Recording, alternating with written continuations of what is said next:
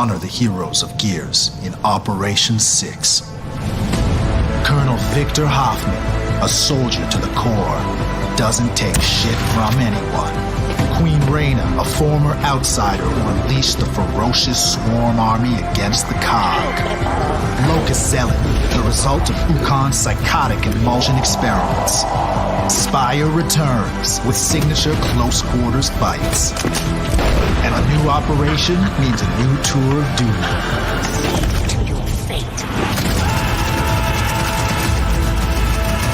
We heard you. More content, more often. Operation 6 has just begun.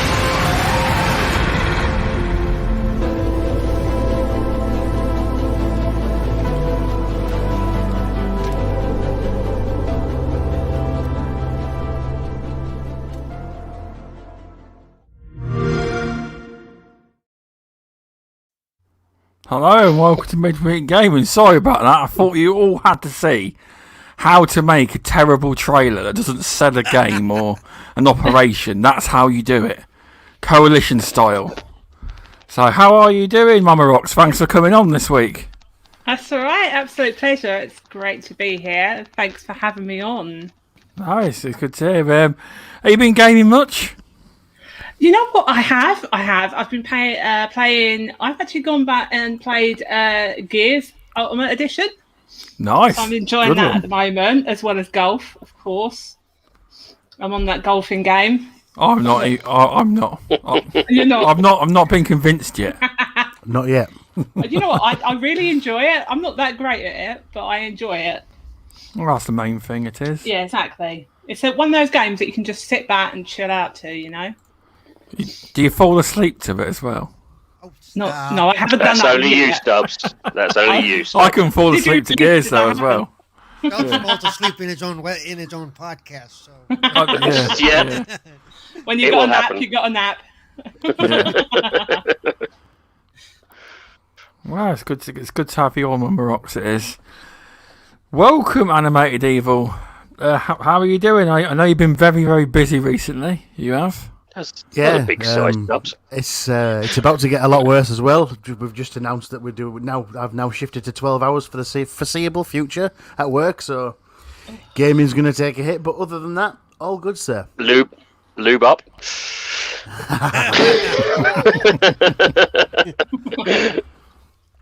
And have you been gaming much? Have you been playing that boring game where you fall asleep? I think it's called What? PGA Golf. Oh, I thought you meant Gears there for a second. I do apologise.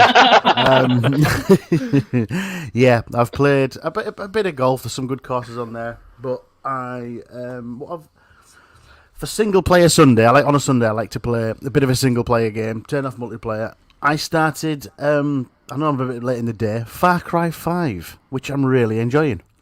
A lot of people say that's a good game. I've never played them, but they do No, look I good. haven't played them either. actually, we also did something really difficult the other day, animated. Tell them what we accomplished.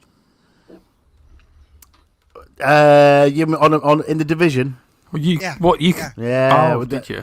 Yep, I hit level 40 with the help of Cerebral Paul and others, I might add. Nice. I think I've done level 16 to level 40 in, what was it, 2.5 weeks, Paul? I think so. Yeah. Yeah. Doing well, I've- but you put some time in. I really have, yes. I've really put some time in. And I bought that for £70 on release, and I'm still level 7. I never went back to it. oh, dude, why not? It's a great game. I mean, it's one of the few games that I can go solo if I want to. Or in the case of the last boss in New York, take as many friends as you can find. Fair enough. I was But it really is a good game. I was very lucky and got it on sale for about £8. I bought 2 copies, one for me and one for my boys. Well, you might as well. Exactly. The DLC was that the DLC included? No, I bought that extra. I think that was about £8, weren't it, as well? Something offer, weren't it? Roughly there or thereabouts, yeah. No, it's good to hear, that is. Welcome, VJ's son. How you doing? Hello, Mr. Stubbs. How are you? All right, thanks. How are you? You been All gaming right. much? Stupid question with you, though. Yeah, probably is. Yeah. Come on, everyone. Announce to the world what you have completed recently. Oh, Hollow Knight. Yeah. Congratulations. Yeah, well done, mate. I really missed that game actually. I've just switched over to playing Outer Worlds, which is actually quite fantastic. So I've had my head buried in that particular game for now. So let's see where that takes me. That'd be good to. I started it, and as most people can presume with me, I stopped playing it as well. It's a recurring theme in me. I love Outer Worlds. Outer Worlds is an incredible game. It really is. Are you away from your mic, Paul? Yes, if my face is any closer to my mic, it's going to be down my throat. Coming out. Okay. I don't know what's going on with my stuff today there. Hopefully Fair enough. You've been playing much else, VJ? You've been on many podcasts recently? No, actually. I didn't do any podcasting last week other than Boom's last Saturday on short notice. And this is my first one this week. And I think 2 serves me about right, I think, at the moment. That's fair enough. And welcome to Removable Sanity. How are you? And have you been playing many games? Oh, thank you very much for having me back on again. And it's great to see everybody and also see the famous Mama Rocks in the house. Oh, stop. Love to see you again. This is the only part, mate. I'm be charming. So it's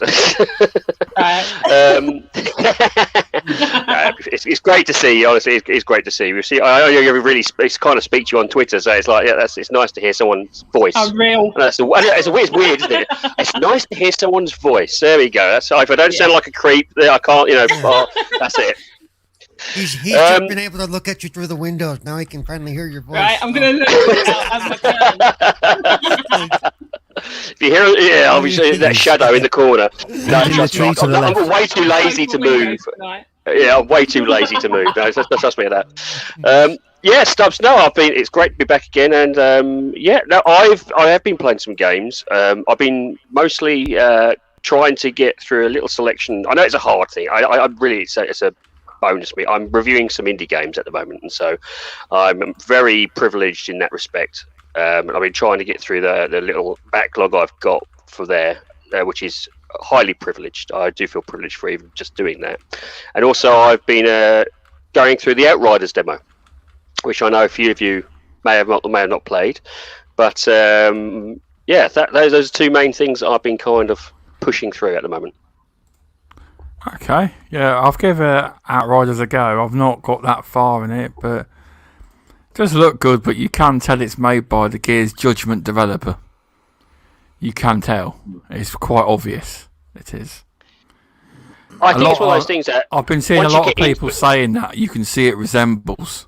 You can. Yeah, I would say there is. I think, as someone who's played the beta and who's gone a hell of a lot further than the actual demo itself, it really does open up after that initial chapter, and a whole load more things come in that really, I think, really boosts the gameplay and the addiction quality to it.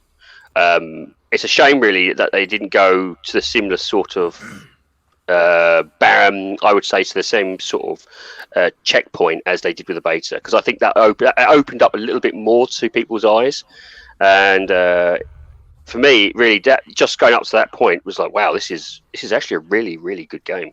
I was critical playing it, and I came away actually really enjoying it. But it's one of those slow burners. You get in, but once you've got through a few perks and you've got through a few elements, it does come quite addictive quite easily.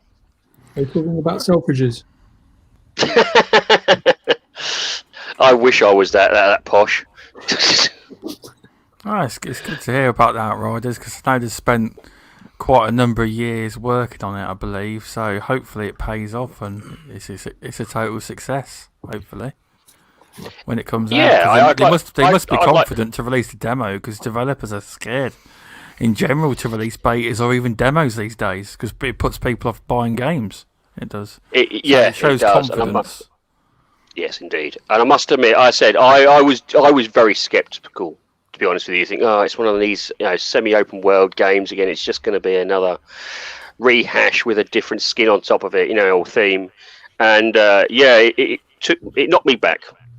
Must admit, I was surprised at how addictively fun it was. So that's just my opinion.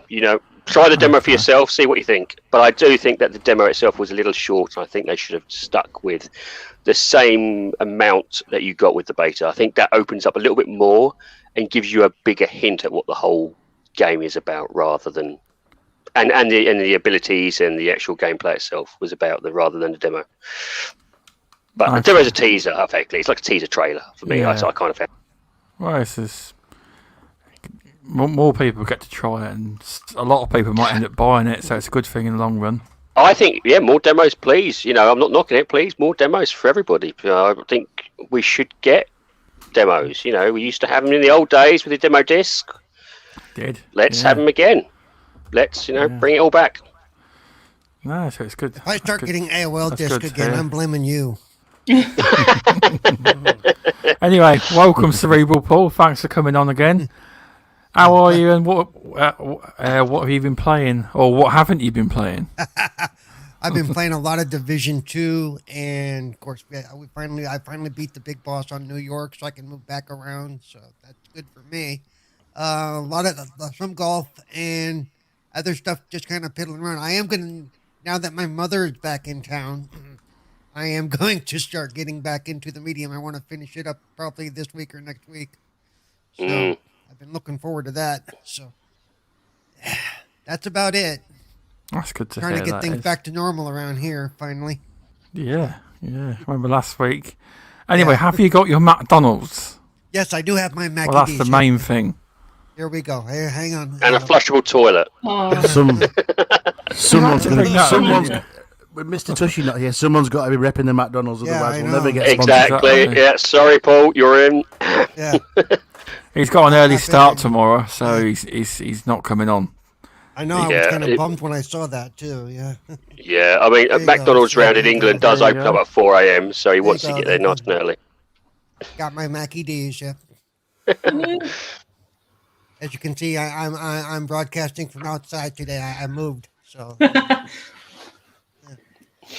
Little lakeside property. There's no sun where I'm at, as you can Trust see. me, that we can tell that's fake. That looks way too bright for England. That is way too bright. Needs to be a bit duller. Yeah, that is just yeah.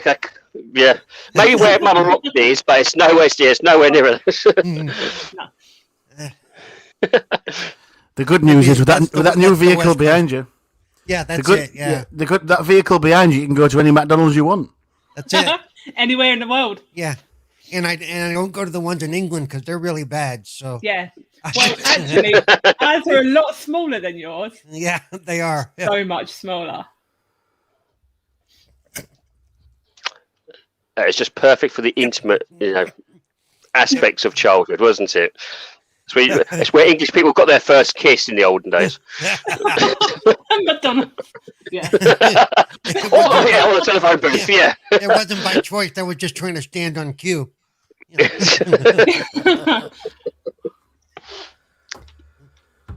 Stubbs gone quiet again.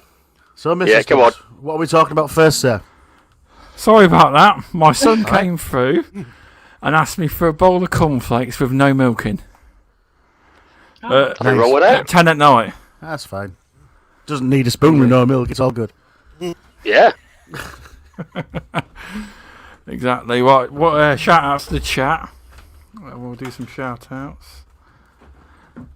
Welcome Dragon Wolf, welcome Caitlin, welcome Mav, Misuku, I'll do it a normal style, VJ, as he's in chat, Mummarocks, Lady AF, Fun speculation. I've said that, Mav, Fun Speculation, Pong Soul, Dragon Heart, Yobi, I've got a list. What do you mean I have the wrong accent? You want me to start twanging? I come from Texas. Yo, Yeah, Matt Barnes, welcome. Midway Monster, thanks for stopping in. Hello, darling.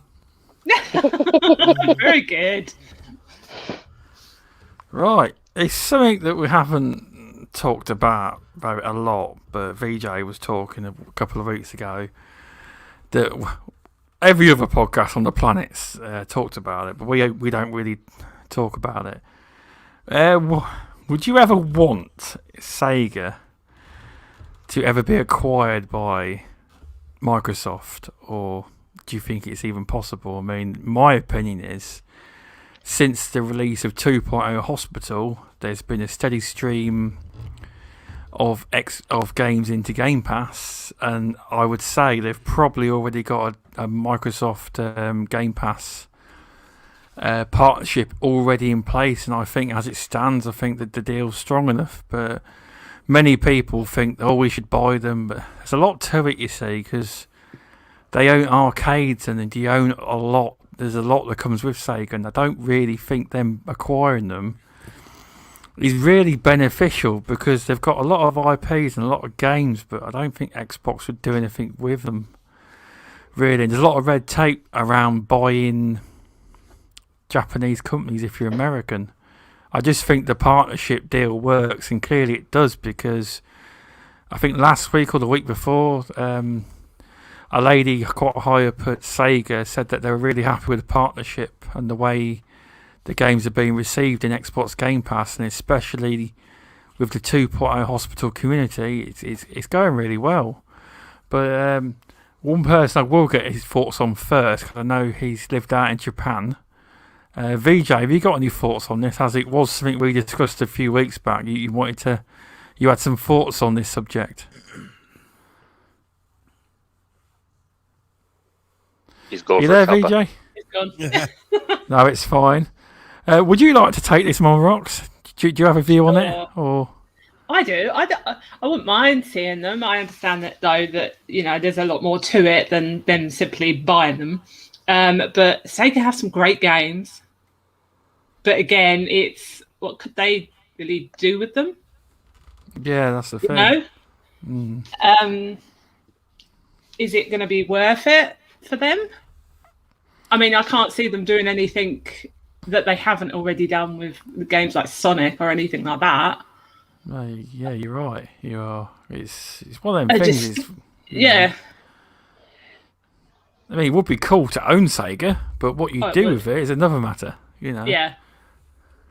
It's kind of like swings and roundabouts, really. Your good is that they've got some awesome games. But on the other hand, it's like, well, what do you do with them? Where do they go from now? Exactly. It's quite a big place to buy, because they do own arcades and all. They're very big still. Not in Europe, but they're still very big in Japan. They've got a big following still. Yeah. It's what they would do with them. It's a different matter. It is, but yeah, it would, like I said, it would be cool to own them, but like you said, what do they do with them? Yeah. Once you've dumped all their back catalogue games onto Game Pass, what do you do? There's not much more that you can do, is there? Exactly. And to be fair, they've got a few on the Game Pass already. So yeah, Yakuza. They've got all the Yakuzas nearly, apart from Judgment. They've got loads of them. There's since 2.0 Hospital, they've had a steady stream of Sega publishing releases. So I don't know for sure, but in order to keep getting Sega publishing games on your service, there must be some form of partnership already in place. It's just not been officially announced, really. Yeah. But I'm looking through their catalog right now, and I really don't see anything that screams, boy, we really need to have that if we don't already have it, because we have quite a bit of their catalog available to us. So, and I think that's the thing with these big things. You've got to look at the pros and the cons. The pros being that it gives them a massive foothold in Japan if they keep them the same as Bethesda and keep them as a separate entity.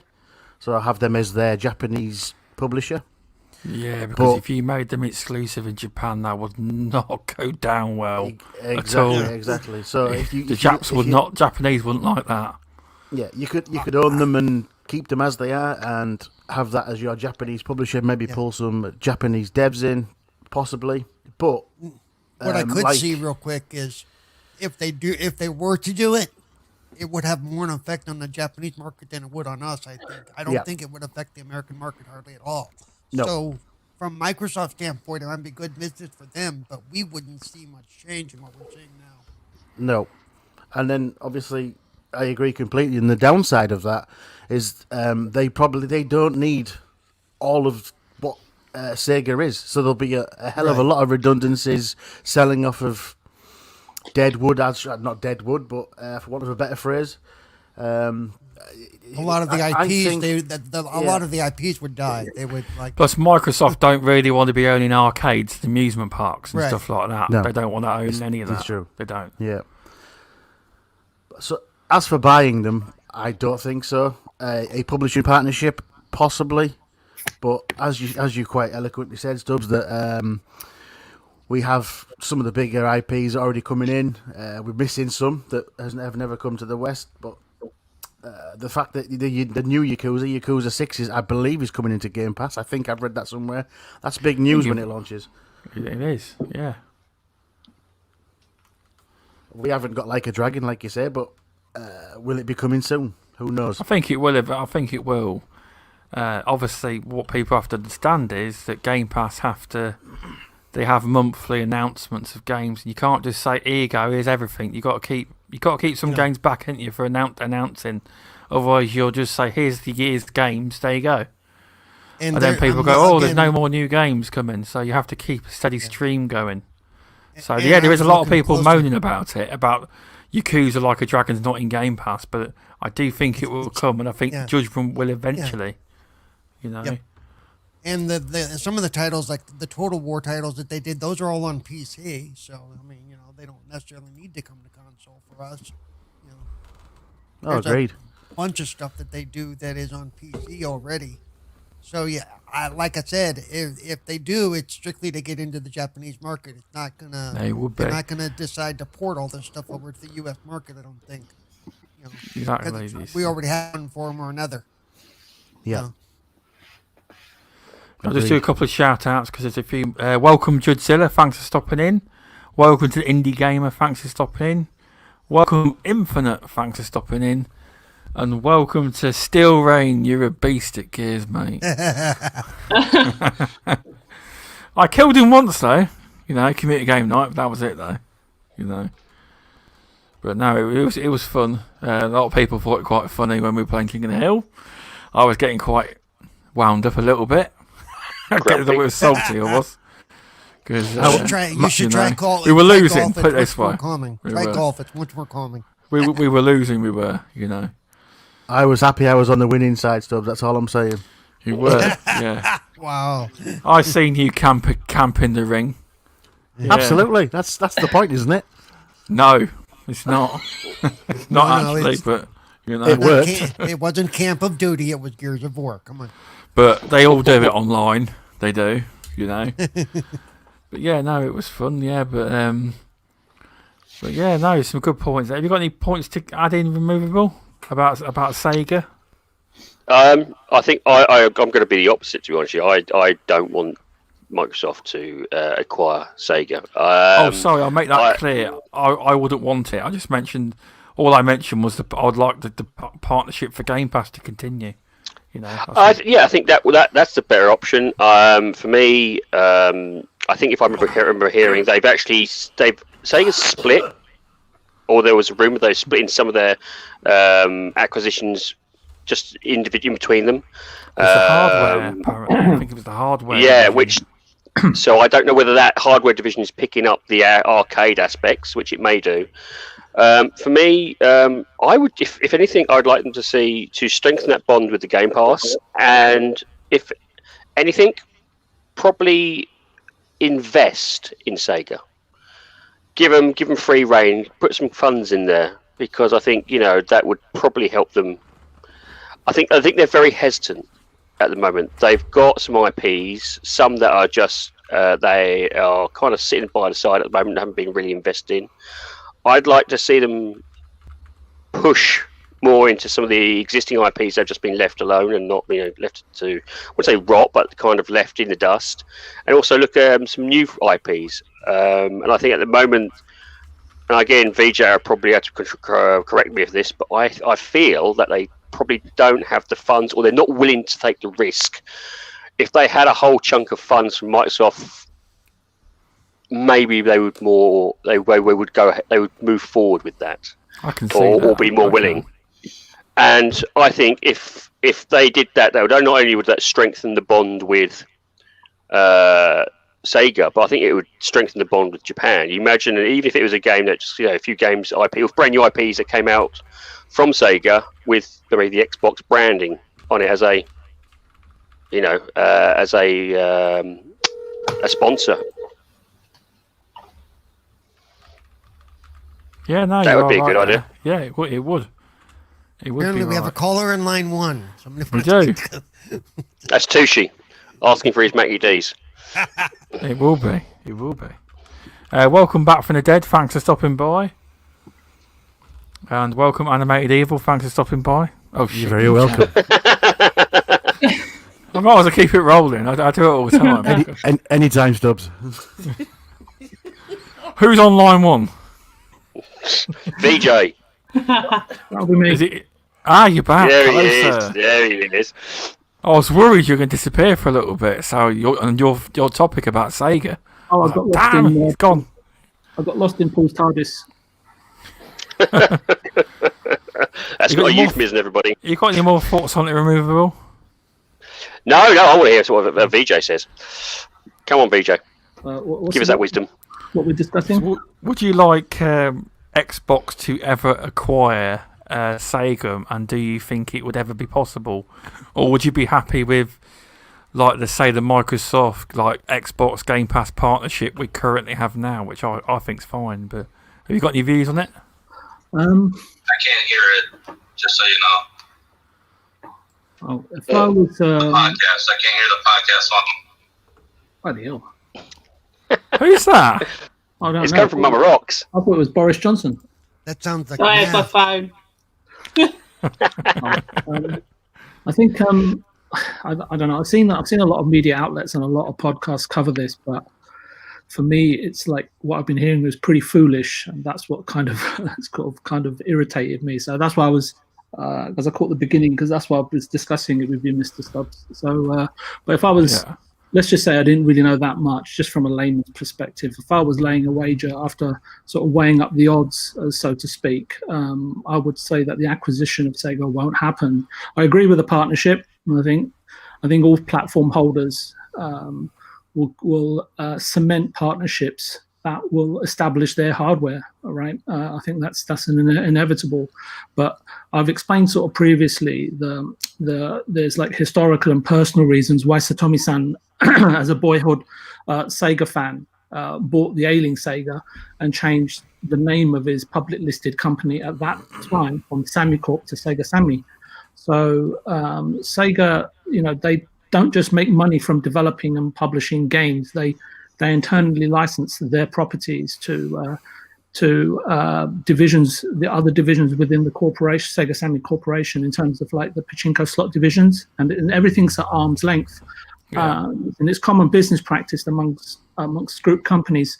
I mean, for example, PlayStation first-party games, they don't get a special deal or benefit in kind from manufacturing Blu-ray discs over at Sony's sort of owned DADC plants, for example. And I think that you have to sort of delve and understand and respect other cultures beyond the boundaries of, sort of like Chinese or Indian food, sort of becoming our nation's sort of number one takeaway. I think if you look at Sega, Sammy, Namco Bandai, Konami, and Square Enix, they've all come up on podcasts, and for me, they're all seemingly sort of very well-to-do companies. And so the question is, why would they sell part of their heritage or historically admired parts of their companies, especially parts that depict the heights of their respective companies that they've once sort of achieved, in terms of the origin and the renowned creativity. And many point to these days, money, right? And you can point to the all-conquering US dollar, and I suppose in that sort of same table, you can put the Chinese RMB on there as well, right? Especially given Platinum Games' recent partnership and influx of investment via Tencent. So I can't sit here and say it's completely inevitable, but because it may be inevitable, we just don't know. And for me is, then you're kind of wondering, well, why didn't Xbox, at the time, because it's pretty recent, right? They've wanted a foothold in Japan. Why didn't they go in and purchase Platinum Games, right? Hideki Kamiya is still there, and Inabar's still there, and they've really strong proven track records. But I think maybe I was looking a little bit deeper. Inabar-san, one of the founders, in his previous statements or interviews, I can't remember where it was, he's always had his eye since leaving Capcom and taking those key guys with him, including Shinji Mikami. He's always had his eye on development and self-publishing, as did Osaka-based Level 5 at one point. But for me, coin is not always the most important factor when you're sort of considering selling your company or a historical part of it, which forms the fabric of, say, okay, let's look at Sega, right? It forms the fabric of Japanese pop culture, right? In certain corners, not in certain corners of Japan, but the world as well. What I mean is, let alone the country of origin, right? So what we need to grasp also is and understand on a deeper level, or even just consider for a moment, is the very nature of Japanese people and its historic culture. And you should know some of this, Mr. Stubbsman, because you've been playing Yakuza, right? Yeah, it's very different. Very different. Yeah, when it comes to Japan, no matter what facet of life and history we talk about, the Japanese are observant and respectful, and are so much more about preserving culture and heritage through its generations and well into the future. If I've learned one thing given my time in Japan, the Japanese are so much more about what they want to keep and not what they want to get rid of or sell for a profit.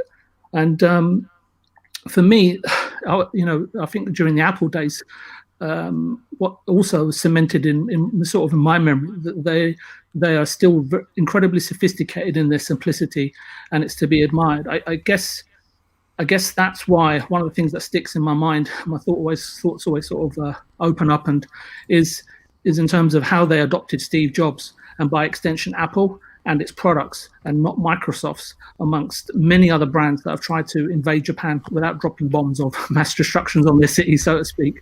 But I guess also you have to take in, as I said, a layman's perspective.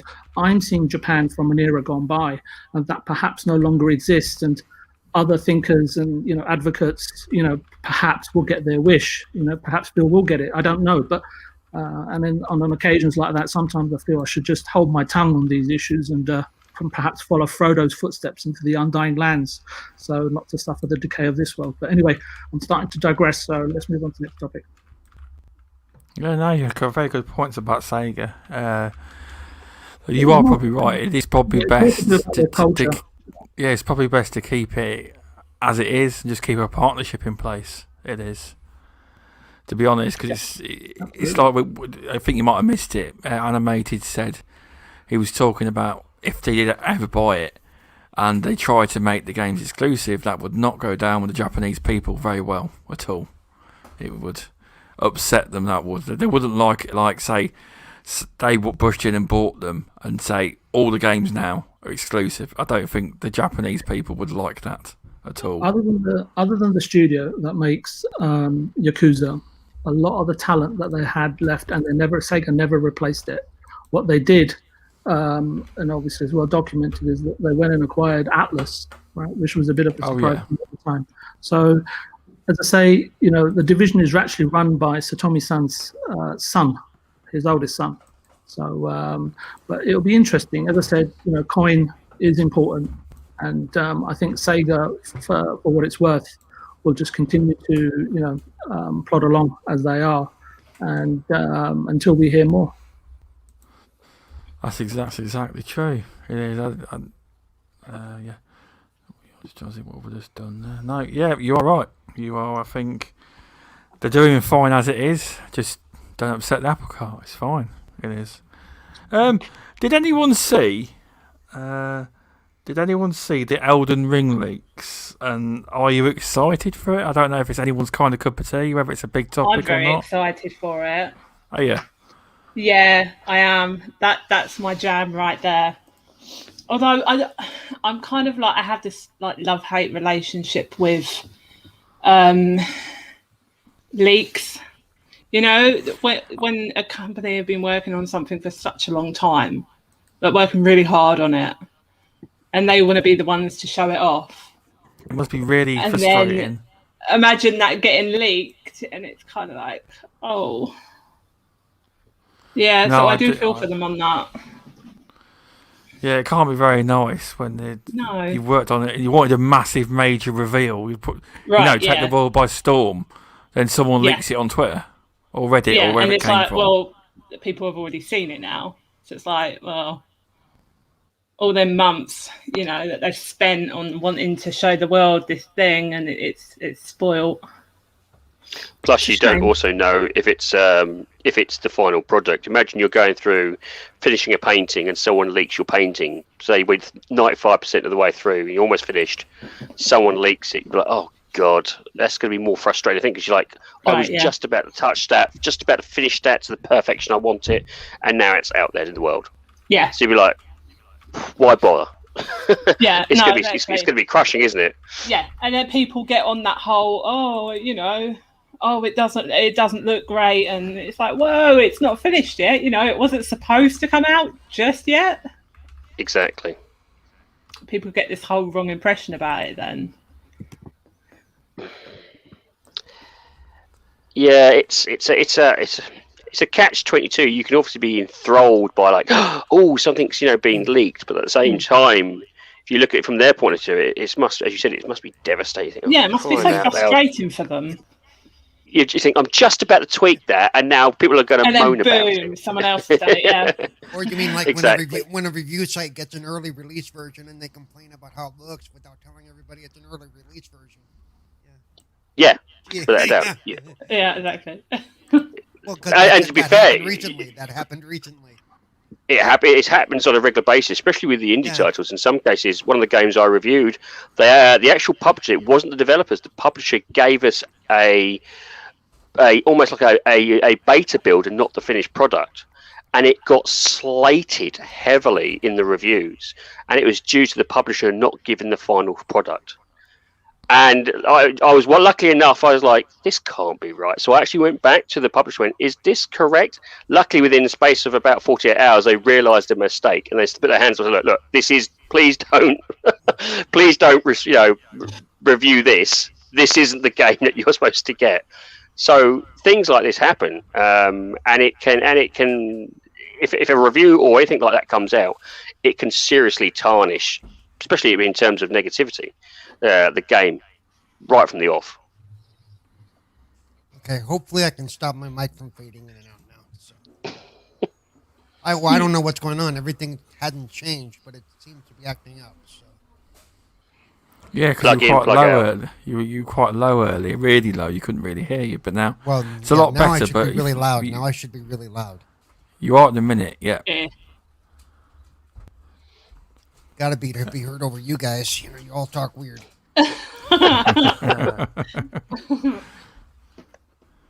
So for me, Elden Ring, I haven't seen the trailer, but I've been following it for a little while.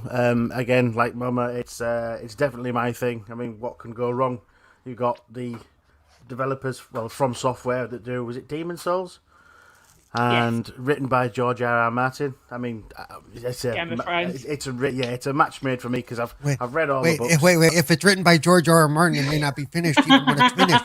Yes, you're only get 10 years time. You're only going to get the first and seven. Don't get too attached to the characters. Oh no, don't! I'm gonna die. So I can imagine it's going to be really well written in a sort of a swordy type adventure rather than it is my thing. I'm really looking forward to it. I seen the trailer pop up, but I didn't want to ruin my expectations of it. I'd rather wait until something more solid comes out. Yeah, same. And is it it is an RPG, right? Yes. Yeah, that's what I thought. Oh, that's fair enough. I mean, it's not actually a trailer. It's just literally a little video of someone playing it on the TV. That was it. That was literally it. And I'm not really into them. Someone say it was like actually captured a Nokia phone or something. Wait, I tell you, it went far off.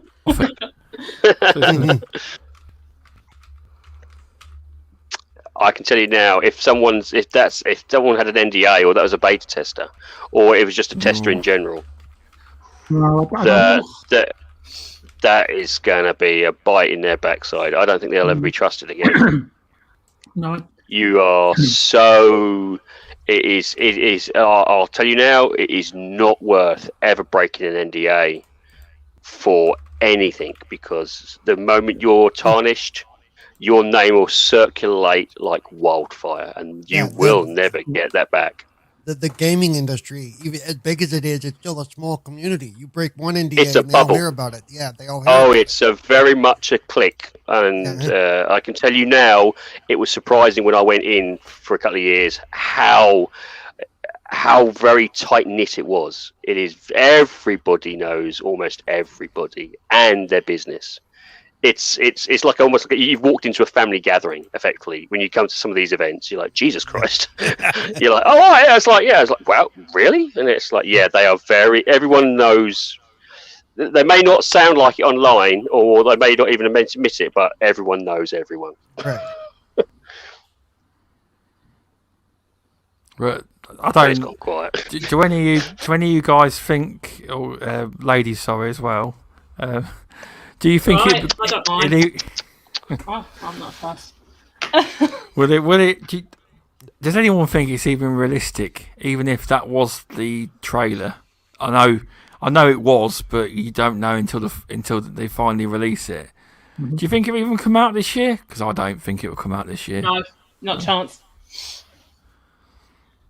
Not with the way how things are at the moment. Everything just seems to be delayed, doesn't it? And I just can't. It is, but the world we're in, you can't really help it, can you?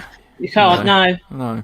It's just one of those things. I think everything's going to be delayed for probably the next couple of years. Actually. Oh, yeah, definitely. Yep, definitely. Oh, should I say something that would trigger people? Oh, go on. Go on. Why Halo not? Infinite's going to be delayed. I think you say that. You say that everything's going to be delayed, but I can tell you now. Yeah, no, I was kidding, people. Calm down. No, not even Halo. Just in general, management will not want it to be delayed. No, they have some things can't be deadlines helped, they will some keep. things can't be helped. Oh, without a doubt, yeah. No, you're right. But I can guarantee you the pressure that will be placed on those doing the hard graft will be now. If anything to go by, the industry that I kind of work in is very similar. And animated, you're in the same boat. Deadlines don't shift very easily. It's just the staff just needs to get it done. Am I right, animated? Yeah, absolutely. But part of the problem is, depending on where you're at, like here in Texas, they're reopening everything. Yay, I guess. Not for me, but that means that the studios that are based here, and there are some that have bases here, will be able to get together and work as a group and not be trying to work online together.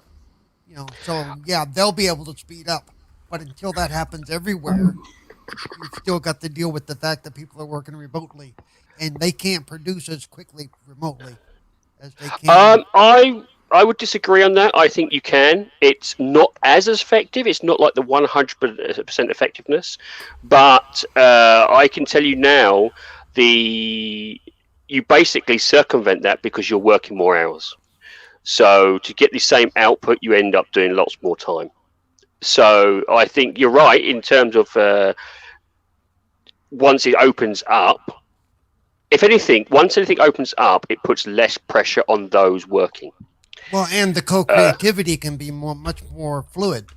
Instead of, hey, look at this that I've been working on. Okay, here, they can walk over to each other's cubicle and go look over the guy's shoulder and go, that needs to be there. Exactly. Yeah, exactly. I think it is just the problem with working remotely. But I would say working remotely, if anything's like the industry that I've seen it for, you've just been working double shifts. But I think part of that depends on the people too, because some people, they may go, just because I'm working remotely doesn't mean I'm going to work 16 hours a day. Yes, I would say the industry. Probably those people who have that sort of attitude, the correct attitude, I would agree, probably don't last long in that industry. It is pretty much of the company goes, you need to get it done. we may give you a little bit of bonus, we may give you a bit of extra time off, but you need to get it done. And if you need to work late, you need to work late. And it's kind of, that is a sort of situation. Well, I understand that in their normal situation, but when you need to work late as an everyday thing for, a year, that's a little much. I can tell you now, I've been doing that, and it's just, you'd have to. It shocked me, in fact, the fact I realised, and it's not always, I'll be saying now, it's not always your boss, it's sometimes yourself. Right. Because you end up, if you've got your office right beside you, or next to you, or in the same house, the same room, it is hard, I realised very quickly that it's hard to shut off. Sometimes if you've got an office, you've got that 30-minute, 40-minute, hour drive, you decompress, and it's so much easier to shut off. If you've got your office beside you, you end up spending more time at your office just because you're like, do you know what? I'm going to resolve that. I think I can get on that. And before you know it, you've spent an extra 10 hours. Are you getting paid for that? Are you getting paid for that, though? No. Well, fuck that, then. I would do that. But again, it's your brain. It depends on the brain, though. It's some people who are just like, this is my, again, I fall into this category. I end up thinking, do you know what? I don't have the hassles of speaking to people, because from like 9 till 6 or something, I'm obviously being talked to on a regular basis. Sometimes it's easier to work outside of the hours because you get more work done. When I used to do programming and stuff, I would be the guy that would be working on stuff and then be stuck on something and wake up at 2 a.m. and go, oh, that's it, and get up. Exactly, and your brain doesn't shut off, does it? Well, it's because my brain, while I was quote sleeping, was resolving the issue. Exactly. Yeah. It's so I think lockdown will help. I think if anything, lockdown will probably help ease the staff's stresses. But I don't think deadlines will stick too much. If you're trying to work on a game and you've got a family of 6 and they're there all the time, good luck with that. Exactly. Yeah, this is very much a individual person by person basis. And setup by setup basis. Let's face it, isn't it? It's a setup by setup basis. Yeah, but I think what I've noticed with the people who have families, who are about 4 or 5 families, I'm speaking to on a regular basis. They've gone, right, I've got my noise cancelling headphones in, I'm in the living room, and they're still working away at 9 o'clock at night with the kids. I was in that category myself. I worked from home for about 8 months, I think, and I worked more than I ever did. I was still sat there sometimes at 11 o'clock at night thinking, I might as well just finish this before I go to bed. I have no idea about this world you're talking of. It doesn't exist. It's a harsh. I don't know. Do you classify it as a harsh? I've got to learn the accounts soon, so that's different, I suppose. I've got to learn how to do the business side of the business, but that's about it. But we do have an accountant for that. But that's once a year. I don't know. It's one of those things you kind of learn. Your brain learns to kind of work around it. Once you get used to it, it is like anything. It's like if you live right next to a train station, once you get used to the noise, it doesn't bother you. It's true. That is true. Trains. And it's the same. And it's the same thing when if you're working 10 hours a day, it's surprising how quickly you get used to it. And if you're sitting at a screen 10 hours a day, it's very easy just to lose time. So I think people that work at computers all day, I've heard about, I don't know, do you have to get special glasses? I hear that it starts to hurt your eyes. Is this right? It can, do you have that problem? I'm requested by my company to have regular eye tests. Okay. Because they can. Okay. It depends on your monitor, because you can get blue filtered glasses or blue filtered lenses or screen covers on your monitors in some cases, but mostly I think the basic at the moment, at least in the UK, is just like, can you please make sure you ask your staff to have regular eye checkups, because then if there's a deterioration quickly, they'll go, here's a question for you. Does your company pay for the eye tests? I am now with glasses. I am now with glasses because of this. The filter glasses actually do help. And a claw hand. I'm going for a test in a few weeks. I've not had an eye test in over a decade. So I used to wear glasses when I was younger. And you know them people that say, wear your glasses, you won't have to wear them again. And it never happens. I wore my glasses all the time when I was a kid. And they actually told me I didn't need to wear my glasses anymore. But I think, obviously, over time, I think I do need glasses again. I do. But I'll give some shout-outs because quite a few more people have came in. And look at the message Judzilla left for you because I'm not reading that out loud. It's worse for your eyes than... I'm not reading that. Thanks for stopping. It's good to see you, Darth Praxis. Good to see you, Indie Gamer. I'm not sure if I shouted you out earlier, but just to make sure. Welcome, Luke Steele. Appreciate you stopping by. Who else we got? Welcome to Goat Force Gaming, the man. You need to see his streams. He's quite engaging. He has a very good conversation with you. Stop by. Welcome to Mike from NLG. Cheers for stopping by, mate. Shizno Elite. It's good to see you. Dragon Wolf, the Gears Master. Welcome. And the Lighty Lad. Cheers for stopping by, mate. It was good chatting to you at the weekend. Was it the weekend? Community game night. Yeah, last weekend it was, yes. Anyway, back to the subject. But yeah, if Elk Dude listens, he will understand what you meant by the tag earlier on. We went from talking about Elden Ring to working at home. You did. That's a massive leap. Yeah, it's all related. Well, I think there is a path. If you follow the path, it does make sense. Yeah. I think it's to do with the developers and obviously the work they've put into it, and then that kind of flowed into the working at home aspect and time and deadlines and aspect, and then it moved on. It did actually. So it's an encompassing thing, but it's one of these things that generally, unless you're in the industry or you're working in an industry that's similar to that, you don't know about it. And as like you just said, you never realise these things. I don't. No, I don't. It's just a day-to-day thing for us, isn't it? And I mean, I go in a van all day, you know, from job to job, and I don't have to do that. So a lot of the time, I spend more time. We spend more time driving than doing the actual job in question. We do. Bit like Mr. Tushi said earlier. I know that feeling because he drives a lot further than I do. But you know, it's a different job though. It is. But yeah, we're going to move it on a little bit. We are. Is anyone excited about the new Battlefield 6 game? Because apparently, there's some breaking news. Criterion has joined DICE and DICE LA to focus on the next Battlefield. EA DICE. Yep, it basically they've got a new developer in to help them. Does anyone know anything about this developer, or are they interested in this?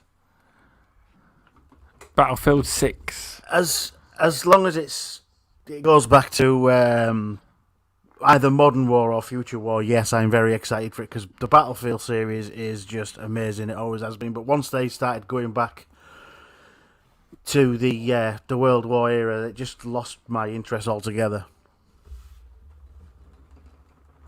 See, I'm the opposite. I actually like games that go back to World War II. The problem is they get overdone, or it's always the same battles, you know. And it's almost always European based. I wish there was more Pacific based stuff. But that's just me, you know. No, you have got a good point. Always, because obviously Battlefield I think does well, but Call of Duty in the shooting world is the big, and it's always modern. It is, so maybe they want to probably do modern now because it looks modern. The trailer, you can't always tell from trailers, can you? No. It's a bit hard sometimes. It does look good. VJ, are you interested in this topic, Battlefield related? I'd like to have answered the previous topic, but never mind. Oh, sorry. Sorry. No, I'm just kidding. Never got a chance. That was it. Unless it's to do with Asia, he doesn't want to know me. No, I do. Sorry. He's asking me to send him instructional videos on how to hold chopsticks these days. So I said no. Yeah, he is. Yeah, I am. So just play more Yakuza. I need to get back on that. Actually, I do. I've got to play Halo. I've got Halo. I've got Midweek Gaming's in the Halo tournament Saturday. against Dirt Juggerdy's team. We'll give it a go. We will, won't we, Animated? We will. Yeah, we'll attempt it. We're gonna have to practice though before that. Yeah, but I don't think we get told the modes and maps till Friday, so we'll give it a go anyway. Will. So only for fun it is. But sorry, VJ, carry on. No, that was it. I don't really have anything to say in regards to Battlefield specifically. It's not a game that I've played. So I think perhaps someone who has played it can offer a better perspective than I can. Anyone else into Battlefield here? You don't have to answer the question. Who wants to jump in? Yeah, I'll go again. So the news is that's been released is that Criterion are helping with development. Now Criterion are Need for Speed. Oh, right. I didn't know that. Okay. Yes. That'd be interesting. They Criterion have done Need for Speed for rather a long time. Now, I do believe I've heard, and somebody mentioned it in chat as well, thank you, Darth, to remind me, there's going to be a huge focus on destruction again. And if it brings it back to the world of... Yes. If it brings it back to the world of how it was in... 4. What was the first one? No, Bad Company. Oh yes. You could completely flatten parts of the area. That will just be phenomenal. It really will. Yeah, that's the best part I like about the Battlefield, the ability to blow up buildings and stuff. Yeah. Nothing says fun like dropping a building on your enemy. Well, it is interesting. It sounds like that's like Playground Games trying to make a shooter. Yeah, am I correct there? Playground are making Fable. Yeah, no, but what I'm making a comparison. They're not used to making them kind of games, are they? Fair enough. That's what I was making. That was just an example. That was like them trying to make a shooter. Same thing. Playground doing an RPG. Same thing, isn't it? Yeah, exactly. Well, we know Criterion, as you said, Animated. Their focus has always been on vehicles. Yeah. What is the one thing that has generally, consistently been a moan from the player base? The vehicles. Yeah. You know, maybe their focus and technique and their expertise will mean maybe at least the vehicles themselves will be much more improved to maybe more people's likings, much more widespread or open. Because even I found when I was messing around with some of the vehicles, you had to learn the vehicles mechanics. It wasn't something you could easily just jump into. So maybe that's where they're going through now. They're bringing in these people, these developers, because they have this expertise, and they mean that the rest of the team can then focus on, you know, the other elements which they really wish to try and push. Which as you said, it was like destruction, and maybe large scale destruction. I'd love to see, you know, the same things like skyscrapers falling again. You know, that was really fun to see, sort of thing. But as you said, with the Bad Company, the general destruction, it will be good to see that being brought back as well. So again, maybe Criterion is here to try and lend their expertise in a particular element. And original NLG in the chat also said that they did Burnout. And let's be fair, and as he so eloquently put, Burnout was built around car crashes and destruction. Yep. Exactly. So maybe they're working on that part of it as well. Revenge is my that'll be favorite. interesting. I love Burnout Revenge. Bring it back. Yeah, it's so you know they're there for a reason, and if it means that a game comes out of it that's actually better, long may it continue. You know. The only problem, and I think this is where VJ will be able to come in. I think sometimes if you have two different teams, the managing aspect is going to have to be top notch, because you don't want two very different developers going in different directions. You know, because otherwise then it could feel like a broken game. It could almost feel like two different games. You start, you know, you have your FPS shooter, and then it's a completely different game when you get into the vehicles. So apparently, you want it to be coherent. Dragon Wolves just said Criterion helped with the Firestorm mode in Battlefield 5. Oh, okay. You see, it really just on removables point, it really just depends on in what capacity is the studio helping, because studios are made up of so much different talent. It could just be tools, it could be hard surface assets, it could be props, it could be preparing textures for backgrounds. They could be doing all the mundane work that we don't see, that is incredibly laborious and boring and time-consuming. They could just be getting levels from one studio and just placing, doing scripting and for environments and so on and so forth. So there's plenty of work to be done that doesn't really impact the core studio, the studio that's responsible, and it's no different really to outsourcing, right? And why not?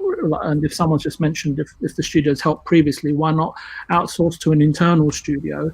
Far cheaper than outsourcing it to an external company that will charge you maybe 30 to 40, perhaps even 50 to 60% more than it would cost you to actually have the staff, in your own team on a full-time basis. So I don't think it's big news or something that's sort of exclusively happening at EA.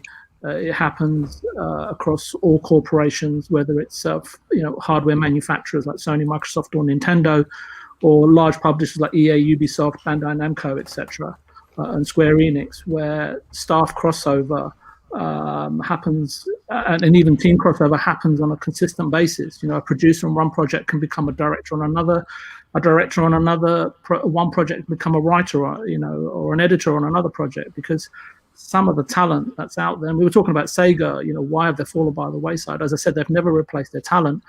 And during the 90s, you'd have someone very specific, someone who's very good at coding, someone's very good at, drawing backgrounds, someone's very good at animating. But in the higher management level, those positions, some of these people are multi-talented. It's quite incredible and quite astonishing just to see that in itself, that, people in this current generation are multi-talented versus, people from 20 years ago that were sort of entered the industry at an embryonic stage, right? And actually established the industry. So I'm not diminishing them or their contribution in any sort of shape, way, or form, but it is something to definitely consider when reading stuff like this.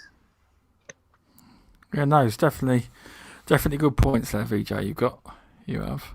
See, you could talk about this topic. Yes, see? There you go. You see the angle. I don't ask very good questions. That's my problem. You didn't let me speak on the previous topic. I was just sitting quietly in protest. It's my fault. Did you have your arms crossed as well, VJ? Sorry? Did you have your arms crossed as well? Just like sitting back? No, I got completely sidetracked, and I thought I asked everyone. Sorry about that. He was sitting there with his PG tips, scowling really badly at Stubbs, going, "Speak to me." Are you a big Battlefield fan, Mumma Rocks? I haven't ever played one, I'm afraid. That's fair enough. I'm not really into them. I'm not either. No, I'm not a big fan. That's only because I can't play them properly. They are.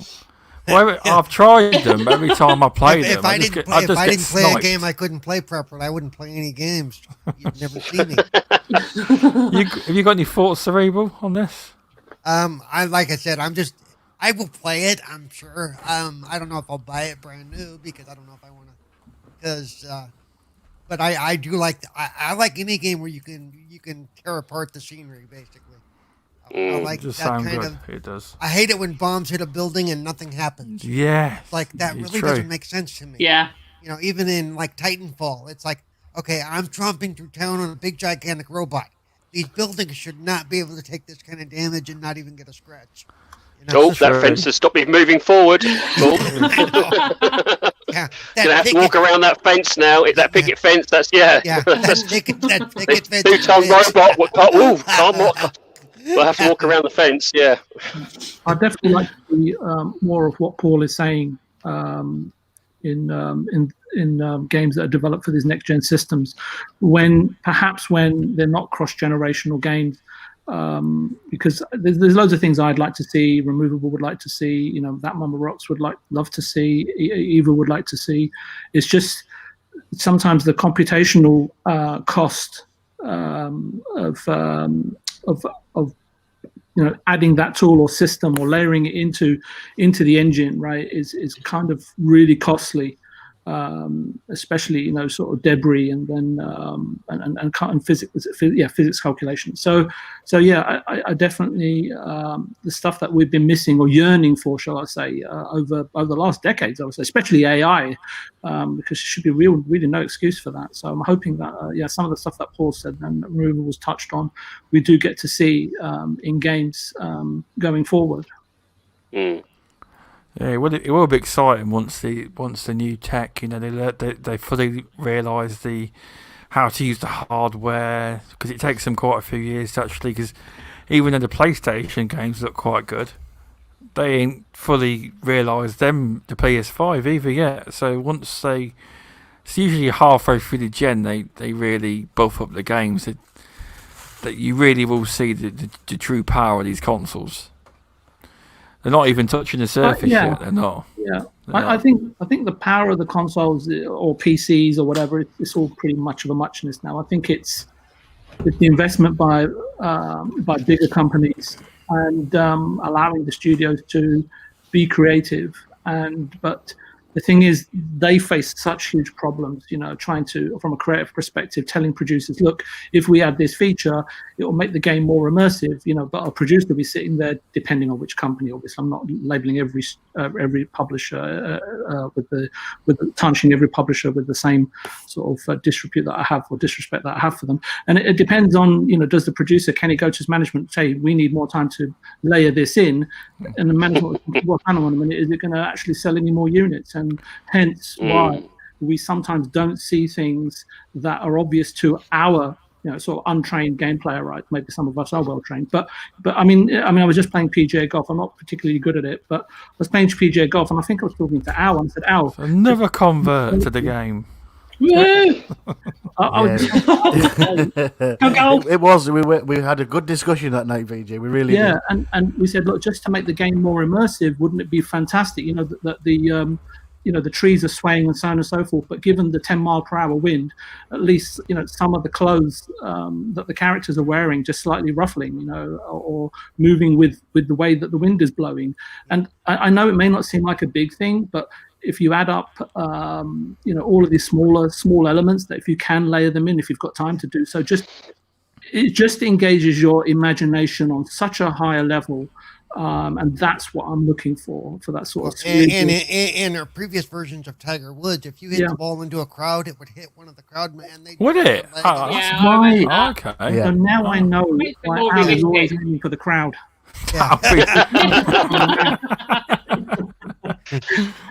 Aim for the hole? No, I'm aiming for that guy right there. He's been waving at me for the last 20 minutes, and I'm going to get him. I'll be completely honest. I didn't like the shirt he was wearing. Basically, the game would be greater than the sum of its parts, I guess is the eloquent way of putting it. Yeah. Yeah, them kind of elements would really add to the overall experience for EJ. I wish games were that way. So much more immersive. They will. They will get there. They'll get there. It makes it more realistic, doesn't it? It does, yeah.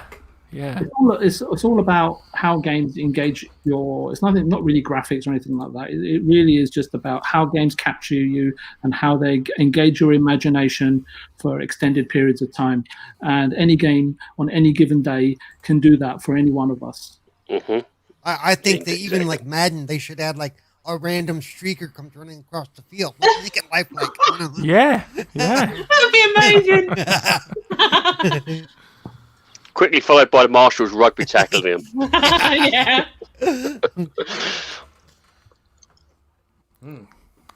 Well, that's cool. That's put everyone very quiet, isn't it? Well, it goes into a popular. Everyone's thinking now. Yeah, it goes into a popular topic. It does. Of course, I don't know if you can do anything to make cricket more interesting, though. This is like an EA topic that was quite popular. Also, There was some talk in the chat, and VJ was a bit scared. But Mama Rocks, have you completed Hollow Knight? No, There I you go. haven't. VJ was a little bit scared to ask you. He said. Oh no, I haven't. Yeah. So, right, I'm not going to read the entire article, but the premise of it is EA pledges total freedom for studios with game development, including Dragon Age, Titanfall, and so many more. Does anyone have any thoughts on this? Because it sounds excellent. Far away, Mama Rocks, if you want. I mean, this should have been done a while ago, really, shouldn't it? Yeah. I think there was some confusion around Next Dragon Age, because originally they obviously used a live service, and so everyone thought, oh no, it's going to be just this complete online game, nothing like it used to be. No, okay. But BioWare turned around and said, no, what we mean by that is it be more like Inquisition, whereas I don't know if anyone's played it, but it's kind of like the multiplayer is like an add-on, so you can do the single story, but if you want to, you can then do the multiplayer as well. But so like operations, effectively. Yeah, the fact that they're going to completely move the multiplayer now and just have it a single player, I like that a lot. It's good to hear. I mean, it obviously shows that. Well, do you think the example was made where? Oh, what was their popular game they made recently where they left the studio alone? Star Wars. Yeah, a Fallen Order. There you go, and they were left alone. So obviously that's proved to EA, leave them alone. They can make a good game and make us loads of money. So that might have been the example. So that was in an article somewhere. Yeah. That they'd seen how successful Fallen Order had done, and thought, well, maybe we will leave them to it. Maybe it will do well, because they do well. A heck of a lot of people like single player games. They do. Now, do you want my take on this? I don't trust it. I don't trust it. I knew this was coming. You wound him up. Watch out. You. Here we go. This is the man that found the article, though. This is. That may be their intent, but as soon as they'll start needling a little bit. Well, what if we do this? Well, what if we do this? And because they're never going to give up their microtransactions if they don't have to. They like I said, I'll believe it when I see it, and it may, for the next couple of games, it may happen, but at some point, somebody up there is going to go, maybe we need to put our nose in here. It's a wave. It's a wave. Yeah. They'll back out a little bit, and then they'll come forward again. And they'll back out a little bit, and then they'll come forward again. They'll keep pushing until they'll back off again, and then they'll slowly come back again. And like no, until they finally get what they want, which is total monopoly financially. It's the way I look at it is wave. They've backed off. And then it'll come back again. Yeah. Maybe I'm cynical, but like me and you are cynical, Paul. We've just because they have a history. They have that's a the history. problem. And they can't be trusted. I mean, I'm sorry, they've ruined too many IPs. Been killed. Yeah. I mean, and we know that sometimes they buy an IP just to sit on it so nobody else can work on it. Yeah. This is not a nice company. This is which is actually quite strange, because the actual people who work for EA have actually said how well they're treated. Yes, I've heard that as well. This is a weird one. It's like the company itself treats its staff really well, but treats everybody else. Yeah, but the customer base, well, whatever. Yeah, we don't give a crap about them. As long as we can wring money out of them, as long as we can get money out of them, hey. Right, Hasn't mobile games. Hasn't EA been nominated the worst company 3 years? Yeah. Yeah, I think they have. Well, is it 3 or 4 years in a row? It's not in a row, but at least 3 or 4 times. Yeah. So I'm sure I remember saying that. How many resources does it actually take to recycle the same football game or the same basketball game or the same baseball game every single year? Yeah, see, that's always been my bugbear. It's like, do you need to be doing it every year? I mean, surely it'd be better, and more people would look forward to it if it was like every couple of years or so. Right. If it brings money in, why wouldn't you? That's their attitude. If it brings money in, why wouldn't you? It's money on the table they want. But to me, I would think I would be more willing to do it every year. Okay, you bought NFL, 2K21, and next year we're not going to release a 2K22, but we are going to release a player pack for $30 or whatever. Same, for a few years, same skin, but new teams and stuff. That sounds better. And then should have like years ago. And every few years you crank out a new one with a new engine or whatever it takes, to revamp the game, to bring it up to speed. But every year $60. I know people pay it every single year. They do, yeah. Welcome, Invader. He says he hid by the Stubbscast. Yeah. Hey, this part of the Stubbscast is pretty cheap though, so I'm easy. Well, this isn't the Stubbscast, so you're all right. But no, you are right. I mean, I suggested that years ago to a mate that used to buy work FIFA every year. Yeah. Why don't you just charge you for a patch update?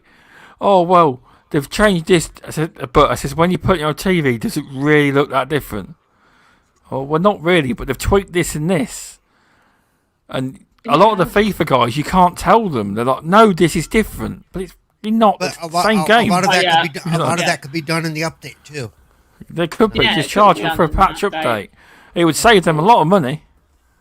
Do you know, my brother is one of those people. He buys it every single year. And I'm like, what's the point? Oh, well, it's different. I'm like, yeah, but is it? No. Is it really? Exactly. Is he one of these people that buys the Ultimate Team wasn't stuff? different this year. Madden wasn't different this year. It still said 2019. It did. I've seen that. That's really bad. Recycle the assets, lads. Recycle. My son is a avid FIFA player, so I've got to buy that every single year. I'm not happy about it, but you have to buy when that's one of the main things he plays. How can I deny him? The ultimate? Do you buy him the Ultimate Team stuff? The gambling side? No. I had a lad at work, and I said to him about this Ultimate Team. Oh, it's a real problem. I says, why? He says, I spent about $1,000. What do you mean? I said, you don't get paid that much. How did you spend it? Oh, I did. I saved it up. I was like, but he was saying, I hate the game, but I can't stop playing it. Well, that's the addictive nature to it there. Yeah, the main problem with the Ultimate Team is it's so popular on YouTube and Twitch and things like that. I mean, these guys who are sponsored will spend $6,000 or $7,000 dollars on packs just to sit there and open them, because they'll open so many packs they'll get a rare player. And which kid doesn't want a 99 Ronaldo? They all want it. So that's the underlying problem. Is that how it works? Okay. Yeah, you buy packs, and it's basic gambling because you don't know what you're going to get. It's the modern day equivalent of sports cards. Yes. Yeah, or like back in the day we had like stickers and the sticker album. Yes. Do you remember that? I do remember the Premier League one. Yeah, but at least you could swap. Everyone wanted the shiny. Yeah, you could swap stickers though. You can't swap these things. Well, you can. You can sell them on the transfer market and for less money. And it's. I'll let him have money, real money now and again, but it's few and far between. That's fair enough. You've got to teach him some sense then with the games, because it's addictive. It is. From what I've been told, I don't really know on that front. But welcome Dreadpool and welcome Muppet. I'm sure you've been here a little bit. I just thought to give you a shout out.